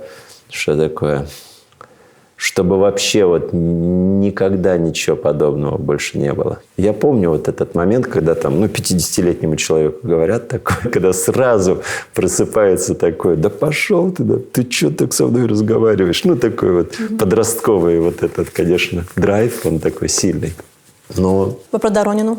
И про Доронину также сказал. Потом ты сразу говоришь: да, хорошо, папа. В ответ на его требования. Вы с ней не ссорились? Нет, конечно. Ни грамулечки. Ни одного даже намека на какой-то поступок, за который я себя бы сейчас корил. У меня столько косяков и грехов в жизни, что этот был бы... лишним бы точно. А что, получается, вы опять попали в чьи-то интересы? Абсолютно в нее. Это, видимо, мой сюжет такой. Конечно. Да, ее использовали. Кого? Доронину? Конечно. Что, вам неизвестно, что она после моего ухода, она так в театре она не появилась. Она сейчас в доме престарелых. А что получилось? Ее использовали, очевидно. Разве когда-то мы жили в другом мире? Разве в «Битве престолов» или там в каком-нибудь там «Властелине колец» или в «Повести временных лет»? Разве было по-другому? Или в Библии? Разве там не все то же? Но мы в жизни, а не в книжке. Люди, в да, фильме. мы в жизни. А книжки описывают то, как было в жизни. И в книжках, и в жизни люди все время воюют. Все время воюют друг с другом. Иногда страшные начинаются войны. Иногда братья воюют друг с другом. Это было всегда. И это сейчас продолжается. То, что происходит на Украине, это огромная, страшная война. Конечно, это геополитика. Конечно, это война Запада против России. Понятно совершенно. Россия начала ее, это важно. Нет, Россия ее не начала. Россия была вынуждена. Конечно, сказать, кто ее начал, нельзя. Вернемся к театру. Это правда, что вы давали бесплатные билеты ребятам из Росгвардии в Амхат? Нет, неправда, не совсем бесплатные. Нет, бесплатные билеты до меня давали солдатам, а у нас был совсем другой проект. Они давали нам прекрасный свой оркестр, там почетный караул, ну красоту в день 9 мая, а мы в рамках нашей дружбы и общения делились билетами. Каким-то образом это их поменяло, по-вашему? Конечно. Конечно, это важнейший момент. То, что делает тот же Петр Лундстрем, это очень правильно. Это очень здорово, это очень нужно. И даже те, кто не был на этих концертах, но знает, что на передовых оказываются музыканты, да, которые поют, и музыканты, которые не только там под гитару что-то поют бардовско-гранжевое, но и играют там чекону Баха. Это очень важно. Тогда откуда мы берем все эти сводки страшные про зверство?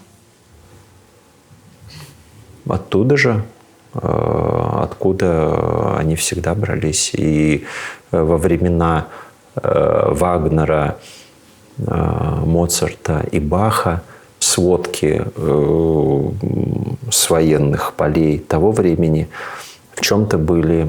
Может быть, оружия массового поражения не было, но нравы были еще более жесткие. Людей сжигали так, как нам не снилось. Людей четвертовали, разрезали на куски, так, как нам не снилось. И параллельно в это же время кто-то создавал невероятные шедевры там, эпохи Возрождения. Или Данте писал свои стихи, не только божественную комедию, но и повествовал о любви в новой жизни к Беатриче. А что будет, если окажется, что вы не правы? Вот если вы поймете, что вы не правы, что вы выбрали не ту сторону. Что это зло? Никак, нет. Этого не может оказаться. Смотрите, сколько кульбитов сделала ваша жизнь. Вы эти кульбиты придумываете, и ваши картинки, они существуют. Вы делаете из меня какого-то, я не знаю, человека, который без стыда, без совести меняет убеждения, перепрыгивает из одного лагеря в другой. Но вам удобно это делать? Нет, я, кстати, уверена, что вы верите в то, о чем вы говорите. Так я их и не менял. Я не менял эти убеждения. Они развивались. Я их имел. Понимаете разницу? Я их не менял. А ситуацию, в которой я сейчас нахожусь, в моем возрасте, с моим опытом, на вопрос, если вы окажетесь неправы, он звучит абсурдно, понимаете, абсолютно. Может, за мои убеждения я, конечно, могу пойти на крест, не задумываясь. Я ответственно говорю за это. И я, конечно, их не буду менять. Я живу с верой в наш народ, я живу с верой в Бога. Если можем ли мы там проиграть в какой-то исторической, короткой перспективе, 100, 10, 50 лет? Конечно, можем проиграть. Могу я оказаться неправым? Да, конечно, могу оказаться неправым. Но это не значит, что я откажусь от своей веры, которая есть.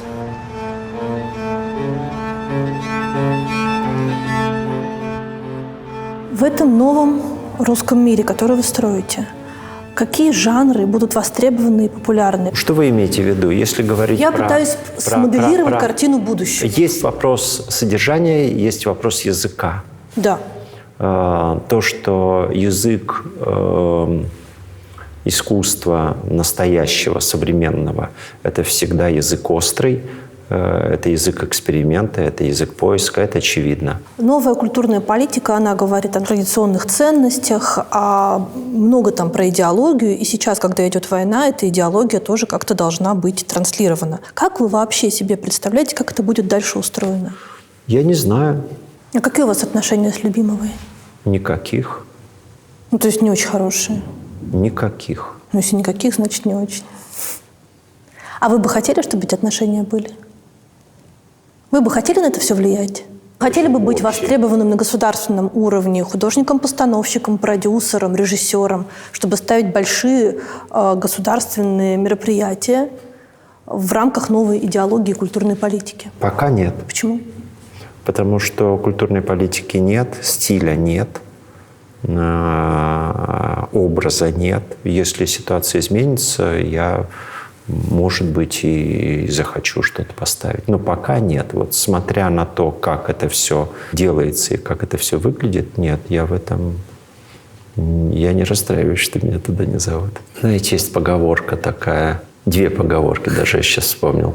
Первая, английская, кажется, так не поговорка, какой-то там философ сказал, то, что в Америке понедельник, ну, то есть Америка опережает Европу на один день, там в Европе воскресенье, а в Америке уже понедельник. А в России четверг. И непонятно, это четверг до понедельника или после. И такой же есть на эту тему анекдот или там присказка про Россию, в которой все так быстро меняется. Да? Вот живем мы в стране и просто не успеваем моргнуть глазом, как раз и все поменялось. Просто год проходит, все поменялось. 2 года проходит, опять все поменялось. 3 года живем. Елки-палки, опять все поменялось. Проходит 15 лет. Ничего не поменялось. То есть вот этот период времени у России другой. Поэтому и жить надо в России долго и спокойно и размеренно, мне кажется. Поэтому расстраиваться по поводу того, что у меня нет отношений с Любимовой, или по поводу того, что меня не позвали парад ставить или торжества в Лужники, конечно, Господи, это нельзя. Особенно находясь там, где мы с вами находимся. И особенно разговаривая перед самым выходом большого фильма. Я получил больше, чем достоин. Совершенно точно. Не думаете ли вы о том, что вы оказались со своей биографией слишком токсичным для сегодняшних патриотов? Угу.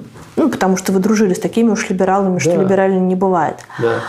А из-за того, что вы теперь с патриотами, вы не рукопожатны для либералов. Абсолютно. И вы такой свой среди чужих, чужой среди своих. Конечно, да, это абсолютно. Вы знаете, где-то, я думаю, что лет в 19 я себя подобным образом атрибутировал. В армии? Да, и живу. Потому что в армии меня исключали из комсомола. То, как меня ненавидел начальник заставы, меня реально хотели убить. Так вот, не в переносном смысле, а в прямом смысле. Там были некие события, не буду там рассказывать, но меня так сознательно хотели убить. Не в порыве там страсти, а хотели. И это было проявление того, что я вот такой я не системный.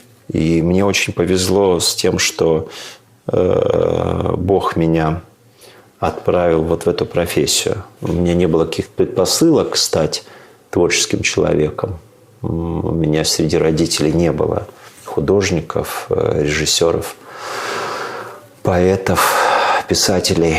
Но Бог меня сюда отправил, в творческую сферу. И здесь можно выживать, будучи несистемным. Потому что если бы я делал бы какую-нибудь там политическую, например, карьеру, то, конечно, было бы все, да, плохо, я думаю.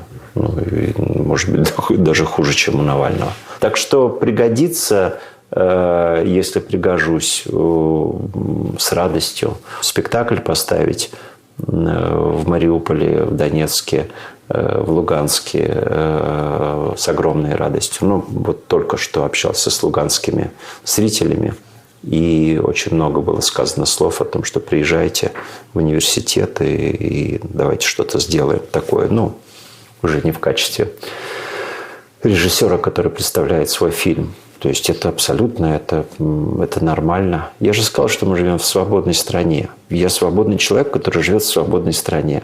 Если меня не зовут ставить праздник в Лужниках, значит, есть кто-то лучше меня, кто это сделает. И все. Я могу писать, что хочу, издавать книги, читать лекции, ставить спектакли, снимать фильмы. Что же еще хотеть? Чего еще хотеть? Вы предполагаете, в вашем вопросе есть заложенный как бы априори факт наличия у меня каких-то политических карьерных амбиций. Их нет, Катя. Нет, как на духу говорю. Совсем нет. Более того, уж совсем точно не поверите, их и не было никогда. Я достаточно трезв для того, чтобы понимать, что я никогда не смогу сделать политической карьеры. Я не системный человек. Выберите. Милосердие или справедливость? Милосердие или справедливость? Не смогу, нет. Одно другому не противоречит. Не буду выбирать. Свобода или стабильность? Свобода, конечно. Правда или безопасность? Конечно, правда. Родина или истина? Нет противоречия. Родина – это и есть истина. А истина – это Родина. Это синонимы. Сколько жизней русских или украинских вот вы готовы, начиная отсюда и до конца войны, пожертвовать ради торжества идеи русского мира? Я не распоряжаюсь этой жизнью. Я живу ради Родины и ради России. Моя жизнь не самое главное, что у меня есть. Есть вера, есть Бог, есть церковь, есть Родина. И если будет нужно, я и свою жизнь отдам. А чужими я не буду распоряжаться. Но смотрите, мы сидим с вами в прекрасном месте, в прекрасное время за углом Лавандовый раф, в 1000 километрах отсюда. Люди умирают. А что будет, если они поймут, что они умирают за чужие идеи, а не за свои?